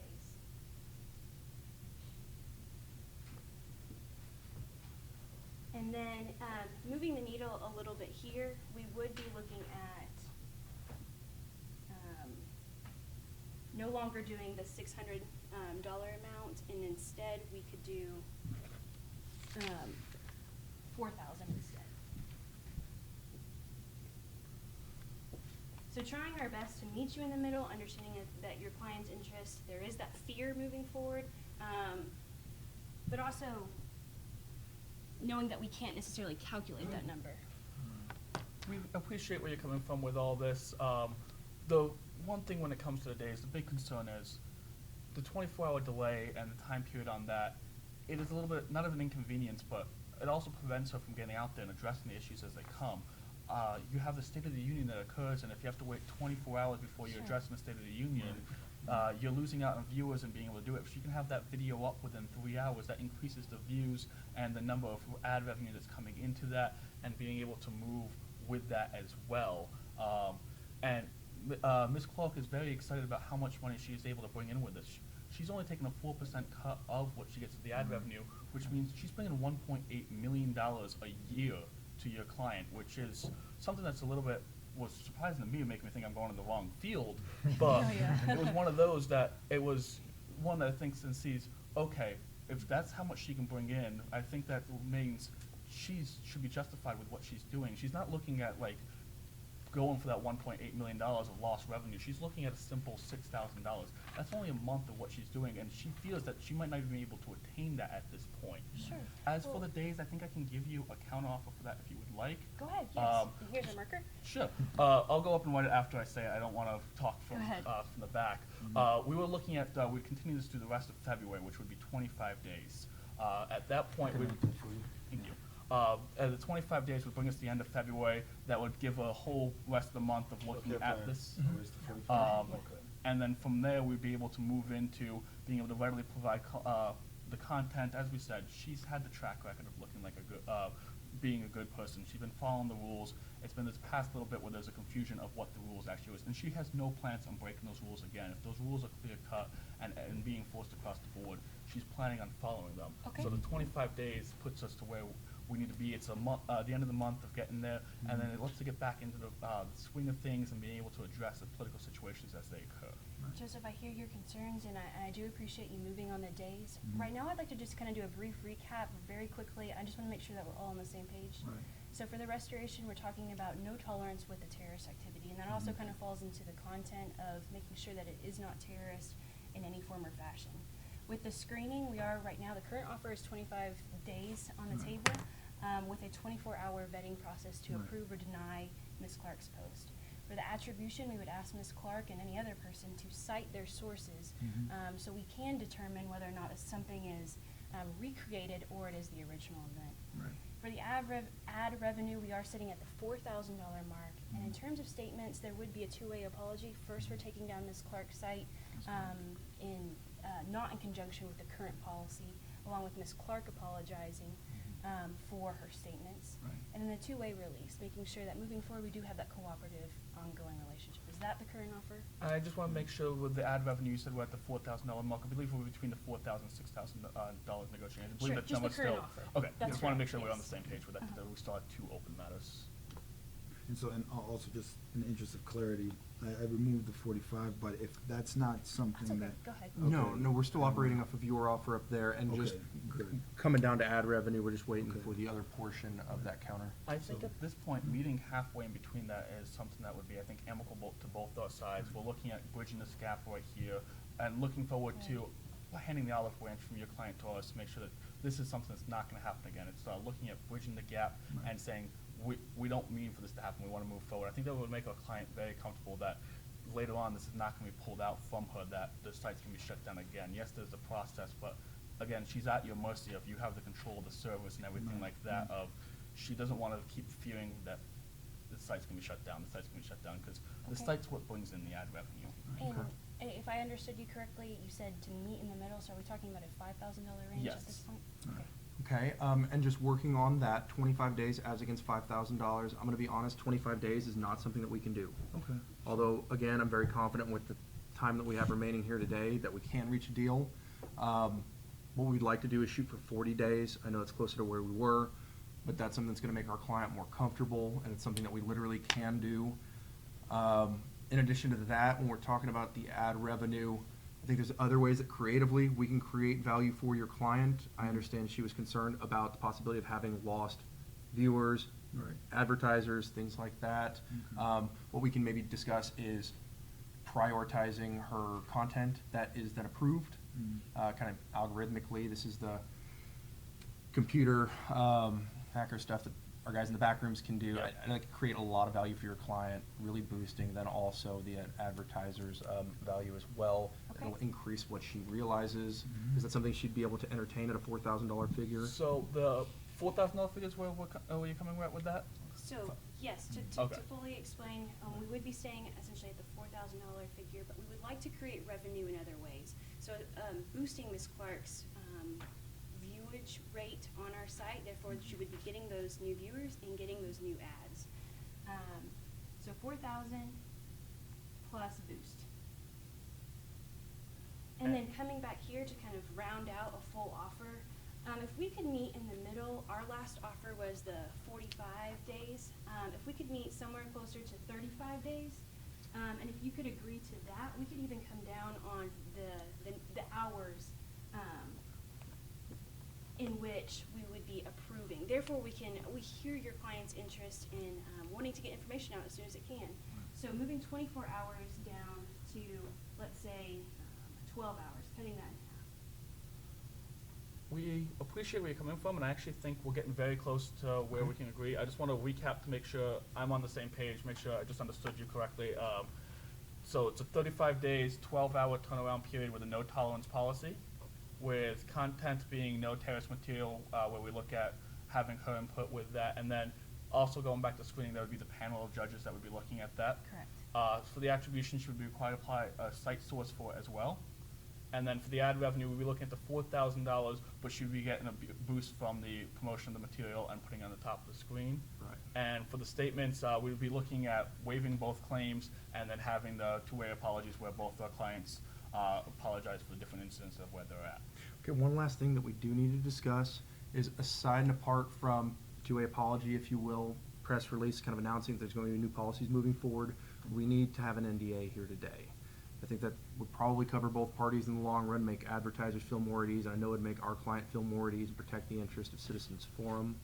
So basically, all the negative feelings and stuff that was already sent out, and we're kind of already retracting that, and then we just want to keep the lid on that more unusual exchange between our I clients. think our client wouldn't have too much of an issue with an NDA. I think the one thing that we would have, though, is if there's any breach, if there's at any point where the site's taken down for any other reason, that she'd be able to speak out against this. We don't want to see this as a gag order that she wouldn't be able to come out later when your client turned around or anything like this. I think that allows for both our clients to be able to meet in the middle and have their concerns met, but also not have her go out and cause your clients any further concern. I think that's Essentially, Ben, what that would look like is, in the NDA, some sort of clause or stipulation that if you were to violate the understanding that we have as far as the content and how things are taken down or approved, then she would be released from the stipulations of the NDA. That's interesting. Let's explore that. Would you guys be opposed to possibly an arbitration clause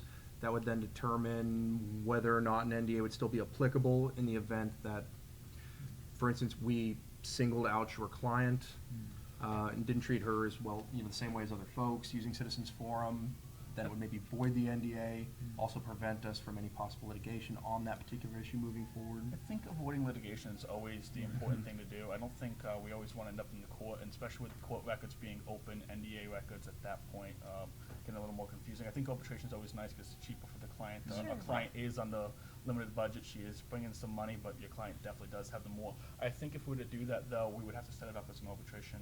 Our clients choosing not from yours because they could see as a little bit of a fear of you paying for the arbitrator at that point. How about a mutually agreed upon Mutually agreed? arbitrator? That's even sounds better. good. Wonderful. I think at this point, we've kind of reached a point where we're agreeing on all the terms. Those 35 days, it sounds amicable to us, and the 12 hours does as well. Okay. I think if Go ahead you, and circle that then. I think if you guys are okay with all this, we can write this up and send it over to you, and after we discuss it with our client. And before we do that, I'm really glad that we're almost there. I just want to kind of flush out the non-disclosure agreement and kind of make sure that we have everything on the board. So for the non-disclosure agreement, it would be to the subsidy amount. So we're talking about any amount in terms of the bad feelings that Ben has mentioned. So money and feelings.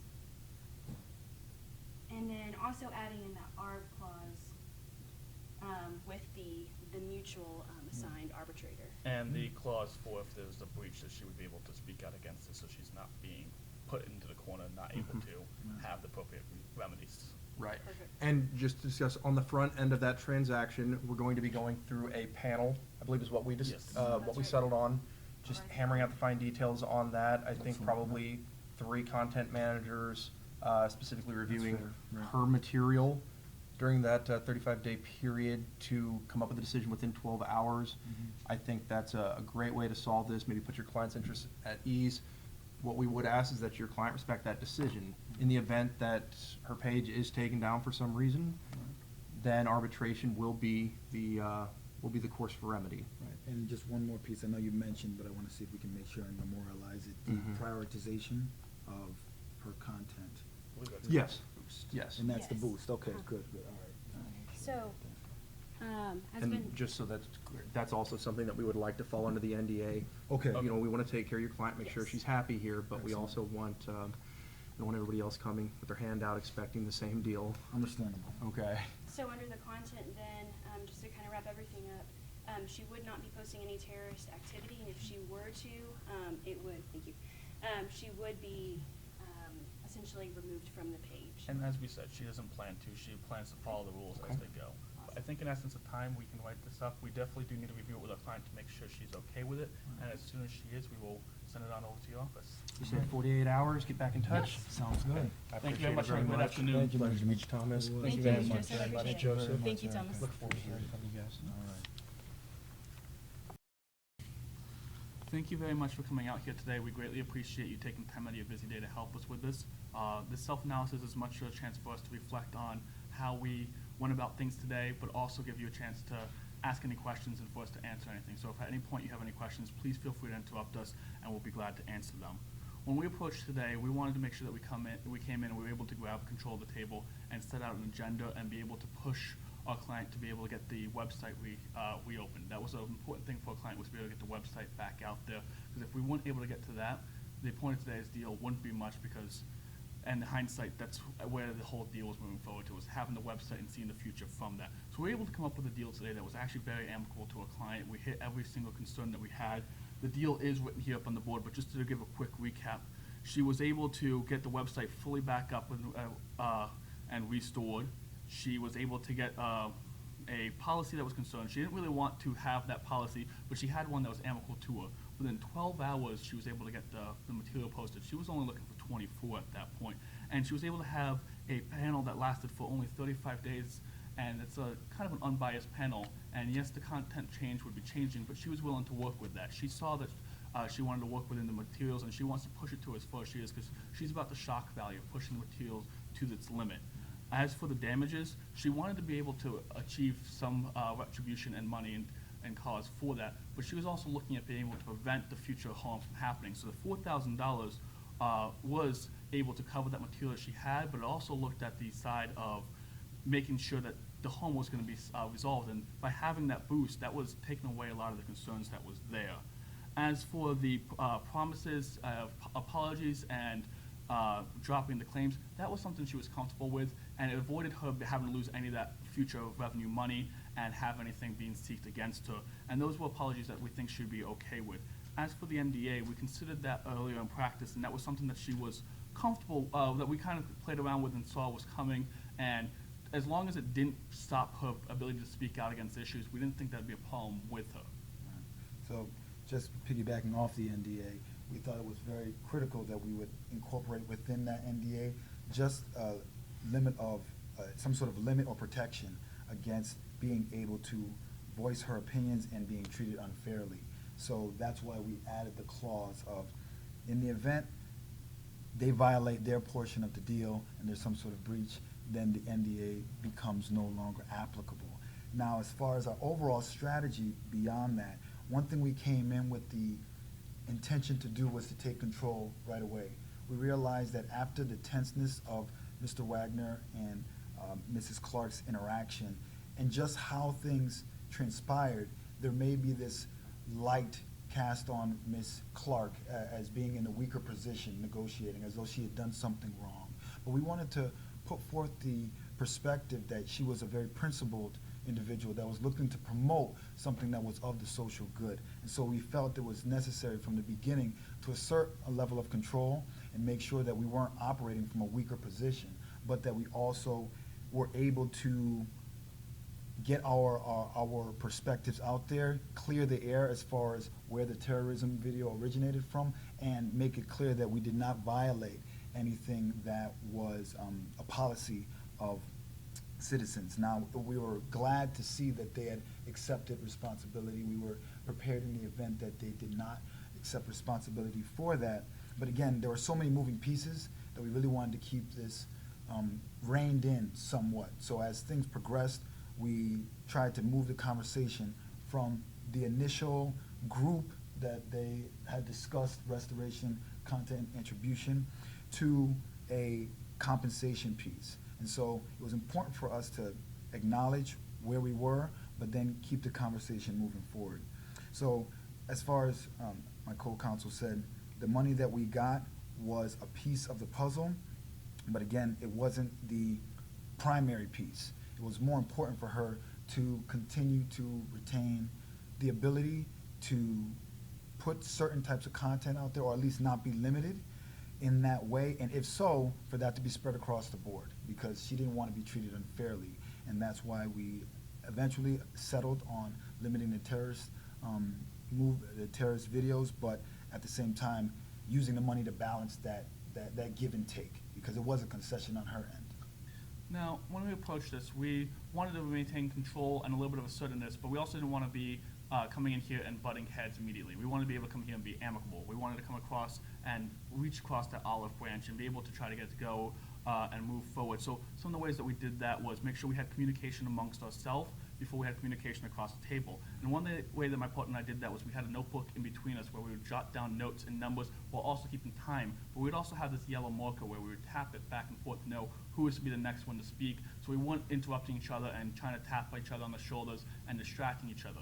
It also served that if we needed to take a break, we would remove the cap and be able to move forward with that as well. We actually at one point came to the point where we were about to take a break, and then our counsel across the table actually changed it off a bit and moved it to numbers that were a little more amicable and were pushing us into a way that we felt was where we can move and get into. So at that point, we decided to take a chance and keep it going. And we had talked very quickly with our non-visual cues to know that we no longer needed a break and move forward, which allowed the deal to progress in a orderly manner. Another way that we approached being amicable was making sure that we were clearly and concise with them to understand the ideas, and we looked at that through analogies. So we looked at the different ideas of looking at the billboard analogy that we used and looking at other different possibilities to make sure that we were on the same page and not being confused. Right. So some of the themes that they brought forth as far as the future, limiting certain pieces of content, were things that did somewhat conflict with what we wanted. So we had to figure out how to use them to leverage our position.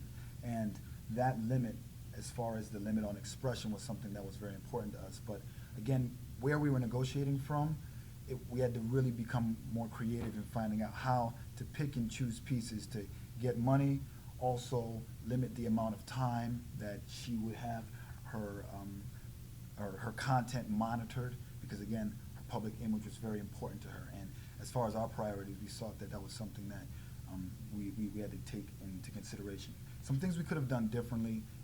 Again, hindsight is 20/20. And we probably could have moved a lot quicker on the idea of the themes of money, and we also could have tried to use the concept of the advertisers being frustrated a little more effectively, because that advertisement piece was something that affected both our parties, and in hindsight, we could have used that as a little bit more of a leverage piece. As my co-counsel was saying, the advertisement was big. Yes, it brought in money for us, but it also brought in money for them. And there was something that we felt we used a bit, but we also left unutilized. And we also had to be careful with that, because as much as you want to have sword in hand, you don't want to be swinging it where you're paying back at square one. Right. And through this, we felt that we came to an amicable deal that if we were to bring this back to our client, we feel that she would be happy with this. At this point, do any of you have any questions for us involving our strategy or the negotiation that took place? Seeing none, we thank you very much for your time today, and we look forward to talking with you guys later. Thank you. Good evening, my name is Erica Sparkman, and this is my negotiations partner, Benjamin Folk, and today we represented Citizens Forum in an ongoing negotiation with both Joseph and Thomas, representing Ms. Clark. At the end of tonight, we're very excited to take back this offer, and we're glad to have a cooperative, ongoing relationship. Now, I know we were asked to answer two questions here today. The first was, in reflecting on the entire negotiation, if we were faced with a similar situation tomorrow, will we do the same, and what will we do differently? And the second question was, how will our strategy work in relation to our overall outcome? Now, to answer the first part of the first question, there are three things that we would have done similarly today in a subsequent negotiation. First is our planning, second is our outcome, and finally, our relationship with the other team. Now, in regards to our planning, we wanted to make sure that we absolutely knew the parameters, so the maximums and minimums, so we could fall within that and come to an agreement today. There are several things that we also brought in terms of creativity. One of those things that you saw today was this boost here. We didn't want to give in compensation. We were already hitting kind of our upper limit there. So creating value for our client that did not cost money was essentially our goal with a creative solution. Additionally, with this panel up here, this was something that we were able to listen to the other team and creatively work in. We had originally walked in hoping to have a tiered system where essentially someone would come in, talk to maybe a lower level person about a post that Ms. Clark would want to have, and that would go up the chain of command if necessary. But sitting shoulder to shoulder, worked just as well. It advocated for Ms. Clark and worked in our client's best interest to make sure that there was that screening process. Now, as to the outcome, the deal is right here behind you on the board, right behind us, that is. We were able to come to 35 days with a 12-hour screening process. We got them to agree that there was just not going to be any more terrorist activity or anything that was a likeness so realistic, so well recreated, so as not to be able to tell the difference, and to assist in that process as well, citing the source. The attribution is a very important part of kind of distinguishing that and making it easier for our clients. That's kind of demonstrated by the fact that we're here in the first place, because we genuinely could not tell. That's why the page was shut down. We were able to bring back, again, from $5,000 down to that $4,000, and employing the boosting mechanism algorithmically to create that value, increase the size of the pie for both parties here at the table today. It doesn't cost us really anything, and something that will then increase what they realize dramatically. And by the way, we're going to realize 94% of that, so it's further assisting our financial goals here today. Lastly, the statements. We wanted to go ahead and take care of both clients' feelings in the process, deal with the fact that moving forward there will be a new policy to address their concerns for advertisers and for all of our other users to understand that moving forward we're on a new plane, on a new understanding, and we're going to respect not only what was previously in the guidelines, but kind of the spirit that was to go with that. And lastly, we got the NDA so that everything else surrounding this transaction, this unfortunate set of circumstances that brought us here today, is really going to remain under wraps, kind of allowing both parties to save face at the end of the day, and I think that's something our client would have very much appreciated. Now, the third thing that we would have done the same is the relationship with the other team. We came in with a couple different strategies as to how to do that. This was a very difficult problem in navigating emotions and feelings. One thing you may have seen us tonight do is listening. We were listening instead of talking. We wanted to hear what the concerns of the other party was, so that way we knew which direction the other party wanted to go. In addition to that, we had a specific tone that we wanted to implement. We wanted to be firm, however, never confrontational. Firm with numbers, firm with the problems that happened in the past, but we did want to cultivate that ongoing relationship. So conceding when we could and moving forward on a cooperative, ongoing relationship at the end of the day. Now, of course, no negotiation is perfect. If we were given this opportunity again, there's a few things we would like to do differently. One of those things is the manner in which we use the whiteboard, and another one is the pace of the round. So in regards to the whiteboard, I have to be self-deprecating. I misspelled terrorist, and it was not just a little error, it was a big error. But I have a wonderful partner who recognized it immediately, walked up, erased it, and we were able to move forward on a clear understanding of what we were doing. My mistake. In addition to that, I also wrote in red up here, which I know is a little bit harder to read. I think if we were to do this over, I would have wrote in black, and I wish we had also kind of bifurcated the colors. So our offers were one color, and the other side was a different color, so we could clearly navigate a little bit better. Of course, bringing a whiteboard is a great demonstrative aid, so I do think it helped facilitate a deal. I think we could have just been a little bit more clean and crisp. Now, onto the pace of the round. We spent a little bit of time kind of going back and forth where we're going to kind of get through probing questions, kind of identify some interests and which direction we're going to go with this, or we're going to go directly into the agenda and kind of circumnavigate that initial process. There was a little bit of struggle back and forth there. There was a couple moments where we kind of had to really pull it back and make clear that we wanted to get some of those things through at least before we started addressing the agenda that had been kind of predetermined. Once we got into it, about 18, 20 minutes into the round, things did work fairly smoothly, and we were able to come to a deal with about 24 seconds remaining, but we would have liked to have a little bit of extra time to play with some of the moving parts and pieces and ensure that we could have gotten the best possible deal for our client. So in the theoretical sense, we would have liked to have managed the pace a little more effectively for this round. Now the second question is, how did our strategy work in relation to our outcome? And we think we did a great job. Yeah, we came in here ready to employ a cooperative problem-solving approach, right, with the understanding that the problem is engineered to maybe be a little more adversarial, unfortunately. It really never devolved to simply a problem-solving approach. There was a pretty high degree of cooperation. Once there was a few exchanges, we had kind of established our initial positions, but once both parties had kind of admitted that there was a little bit of error, at least on both sides, the tone was set and we were allowed to be productive throughout the rest of the round. We never raised any tones. We never had to take a break because tensions had flared. That's something that in this round maybe might not have happened in another iteration. We really wanted to, like Erica said, truly listen to them. We wanted to understand why their clients were here, how they perceived the series of events that brought us here today. So if we could understand their interests rather than just their positions, we could think creatively. We could come up with solutions rather than misunderstandings that would create kind of deadlock, possibly preventing us from reaching a negotiated settlement or agreement here today. So keeping in mind that ongoing relationship, as Erica was discussing, we did not want Ms. Clark to walk away today thinking as though she had really been stiffed, if you will, by Mr. Wagner and Citizens Forum. We want her to be happy. If she's happy and productive, we're happy, and we're 90%, 94% productive. So we wanted to really foster a good ongoing relationship where she's happy, making money for us, making money for her, and really settle the public relations questions that were on the table here today as well. Now, of course, one of the most crucial things about any negotiation is falling within your ethical bounds. Not only do we cultivate a great deal and a cooperative ongoing relationship, the other side mentioned that we net $1.8 million by having Ms. Clark associated with our website. We wanted there to be a clean transaction, so we would move forward productively, keeping Ms. Clark on, but definitely setting those parameters where needed. So we do have a great deal. We're excited about it, and we're excited to move forward.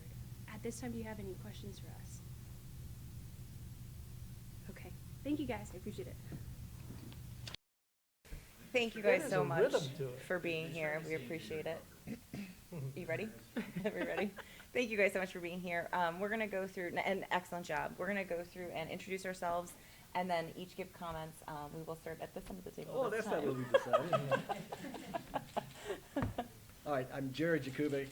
I was with Baker & McKenzie. I'm retired now, but I engaged a lot in banking and finance and related matters, but things of the nature that you're discussing certainly were within my ambit.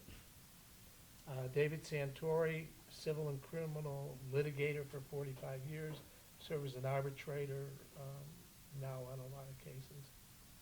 Kate Proctor, I am general counsel at Seasons Hospice. We have hospices in 19 states around the country, so I get to negotiate a lot, so it's very fun for me to watch you guys do it. Julia Brooke, I'm an associate at Better Price, just a few steps that way. My practice is primarily mergers and acquisitions, so my negotiations are a little bit different than the ones you do, but we do negotiate contract provisions, never arbitration clauses really, which we'll get into later. I'll tell you why. But yeah, so that's what I do. So I don't get to do this kind of negotiation, but I do on a daily basis negotiate contract terms. Well, I guess I'll start. I'll give you some comments, and obviously you all did a very good job. I mean, it goes without saying you wouldn't be at this level unless you did a good job. I thought using the whiteboard was effective. I think you guys could have reacted a little bit more to the whiteboard. It was fine the way it went, but the dynamic on a whiteboard is always difficult to predict. It's dangerous to use sometimes, but I thought you did a very good job ultimately in working it out. I think the panel solution that you came up with was a good one.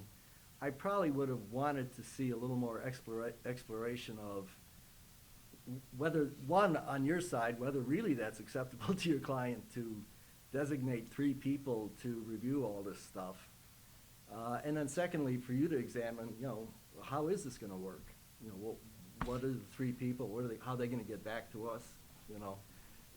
It was a good solution, but in many ways it was unexplored, mainly because of the time constraints you were under. The other issue you got in it, the trouble with the competition is you're dealing with a set of facts instead of human beings.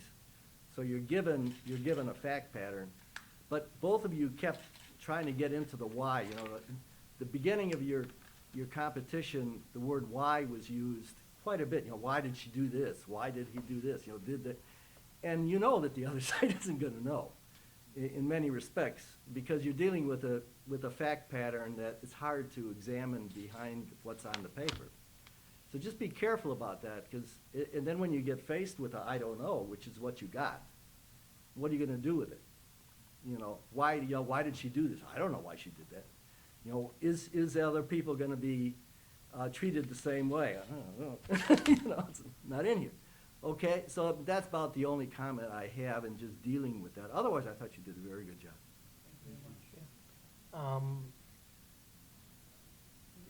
Kind of piggybacking on what he said, I thought it was a little confusing with the whiteboard and the use of the green checks, what exactly that meant. Initially, I thought that meant that you had resolved it. And then it really didn't mean that you had resolved it, because there was a check next to 45 days, and ultimately that wasn't. So I think that's something that you might look at in a further round. The one issue that wasn't dealt with is, when is she getting back on site? It's in your best interest to get her back in site because she's making you an awful lot of money. It's in your best interest that she get back on site because she wants to get back on site. And I think it was left, we'll draft an agreement, and time is of the essence for both of you, actually. So that's an issue I think that you need to deal with before you leave the table. The use of language, and this, getting your clients to apologize is not an easy thing to do. And so if you're using words like witch hunt and zero tolerance and recant, and you don't want to make this into a fault thing, because that's a rabbit hole that you really don't want to get into, both because of your personal relationship with each other, and it doesn't get you anywhere anyway. So, as I'm sitting here, I'm thinking, well, what's another word for zero tolerance? I don't know, and I couldn't come up with one. But yeah, or something that is, And it isn't an apology, it's what we're gonna do is we're gonna get up before a camera and we're gonna hug and we're gonna kiss. Nobody's gonna apologize, they're just gonna, act like we're friends again and this is all resolved and it's been resolved for the best. I thought that, the suggestion goes back to what I just said, that look, she's getting 4%. You're getting 96%. It really is very important for everybody to love each other, because it's making us both a lot of money. And then it was really good on your part when you got to the NDA. The NDA that if you breach it, it doesn't count, isn't an NDA, because then anybody can do whatever they want after they perceive it's a breach. So getting it out of the public eye, which you really don't want, what you've gone through so far is bad enough. Getting it removed before an arbitrator and all that stuff is really, really an intelligent way of pointing it out. I might have dozed off. What is the boost? What boost? So essentially, these social media sites allow you to, and it's one of the ways they make money, pay money to prioritize, algorithmically put your content in front of more people. What we could do is essentially provide that service for free, then also increasing the ad revenue that would be realized from that, and everybody kind of wins. It helps put at ease those. Yeah, I understood the win-win part, and I guess that you would really have to define the logarithm that you were using, because it's almost an unstated term about when we sit down. One thing you don't want to do is when you leave the table, have to come back to the table to explain what you really meant. And it may be that all four of you knew what that meant, and I'm the only one in the room who doesn't understand what that means. That was some of my thoughts on it. The interesting thing is that when you talked about, I'm not sure I agree with what counsel said, that when you talked about initially about why do you think that way? Why do you feel that way? And explaining why you make an offer, that's very helpful, because you can go back to the client and say, this is why this is what you're asking for. Doing the reverse, I don't know, is necessarily that helpful. That is, what is your client thinking? You spent a lot of time kind of discussing that, and as it turned out, well, you had enough time to finish, but some negotiations are information gathering. That you go in there and you don't know something, and this is a really good chance to find out if, in fact, the other side actually has the information. But it prevents you from moving forward to looking forward in the future and saying, okay, what happened in the past is in the past. Let's go forward. Okay? Hi, guys. The arbitration clause I thought was hysterical. That whole conversation about let's say save our clients money. Yeah, I appreciate, because I am now a client as well. But in my experience, it is not real life. But thank you. I really appreciated it. I liked your use of humor sometimes. I don't know if you were doing it on purpose, but we have an opinionated client. That was funny, and I think it helped break some of what could have become a little bit more tense moments. To sort of add on to the statement about getting the website up as fast as possible, I don't know if you meant to do this, but at the end you said, yeah, we'll be back in touch in 48 hours. And I was like, oh, shoot, because this woman wants her website up. You guys want her website up. And so the clarity around, okay, are we going to put it up sort of in good faith while we draft this? Are we going to wait 48 hours to draft this? Unfortunately, if you're at a firm, you don't get 48 hours to draft stuff if your clients don't want you to have 48 hours to draft stuff. So in real life, you'd be working the weekend. But I thought you guys were all very willing to work together, which I thought was good. I think at the beginning, probably both of you, and you said win-win, which at the beginning set a good tone, probably could have said, the past doesn't really matter. That's not where we are. All of us want to work together. We want to move forward. And there was a little of that missing just at the very beginning. But I thought it was excellent. There was one point where I think you may have actually compared Clark to a terrorist. You said something. They said something like she wants to provoke. She said she wants to provoke discussions, and I think you said terrorists seek to provoke discussions too. And it was luckily it didn't seem to bother it. It seemed to go great. Just careful on that one. I agree with the why stuff. I actually think it can be enormously helpful, but you had such limited amount of time that I think it bogged you down in this case. The time constraints are funny, and I think in real life, it can be very helpful to say, hey, like, where's your head at? Let's get on the same page about where everybody's head is. I'm just not sure in 50 minutes it made a lot of sense, plus with the constraint about having facts on paper. But I thought it was in real life, it will be helpful to you. So, excellent job, everybody. I agree with almost everything that was said, so I have narrowed it down to a few primary points. In general, I thought you both wasted a lot of time, and the two time wasters for me were the agenda, which I think you worked on the actual agenda for 10 minutes, and that shouldn't be the case. And then no one stuck to the agenda. You're like, all right, let's list them out, but let's talk about ad revenue first. So if you're gonna have an agenda, agendas typically mean you go through the agenda, right? So if you're gonna call it an agenda, go through it. Otherwise, call it a list of priorities. And having it on the whiteboard just made that even more apparent for me that you were jumping around. I did at the end appreciate the whiteboard with the numbers, but at the beginning, for the first 30 minutes, it just distracted me. And then, Erica, you kept recapping the events and numbers, but you hadn't come to conclusions on those numbers. So there, I think 5 or so times you were recapping, and it's like, all right, we've recapped, we see it on the board, let's move forward, we haven't come to any conclusions. That said, you were very organized. So I like that you were organized and made sure you got through all of the points, but you don't necessarily need to recap that frequently, especially when it's only 50 minutes and I think we're all following along. But I don't know, someone might have fallen asleep over there, so who knows? Maybe the recap was good. My biggest point from just a practice standpoint, and it's not necessarily for this competition, but do not make business decisions for your clients. You are lawyers, you're not business people. Even if you have an MBA, they're not hiring you to make business decisions.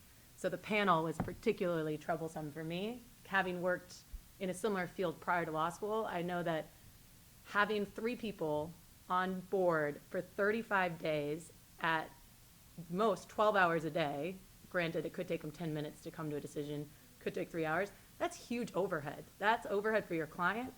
You can't make that kind of decision. You can say, you know what, we'll go through, we'll see what works. I loved your tiered idea from your self-analysis. That's the best approach, in my opinion. You have a content manager, they say yes or no. If it's a no, it goes to someone else, they make a decision. That's doable, manageable, practicable. Panel, not so much. I don't think your client would want a panel either. That takes, it's just a lot for what we're working at, especially because there's gonna be a new policy in place, which if she violates the policy, it's a violation. So we have a clear new policy. So having a panel shouldn't even be necessary anymore. That said, I did think you guys all worked together really nicely. The rapport was really good. There were a few contentious moments, but you worked through those in a very friendly way. Thomas, you did a really, really good job of bringing people back on focus when people were getting off track. Joseph, I appreciate your analogies. I think that was a good way to get your point across. But I'd be careful about using a lot of buzzword phrases, like in the weeds, or I forget what, olive branch, like use them once, maybe twice, that's it. In that same vein, Benjamin, remove the words honestly or in my honest opinion from your vernacular. Because when you say that, everybody thinks everything else you said was dishonest. So that should just not happen. But I did like the way you were very transparent with the other side without disadvantaging your client. You were transparent and honest with them. You don't have to announce that you're being honest. And then my other big point was just the apology point, where like your clients are not going to put out a press release that says we messed up. What they're going to do is spin it and say, hey, it's great, we're back together.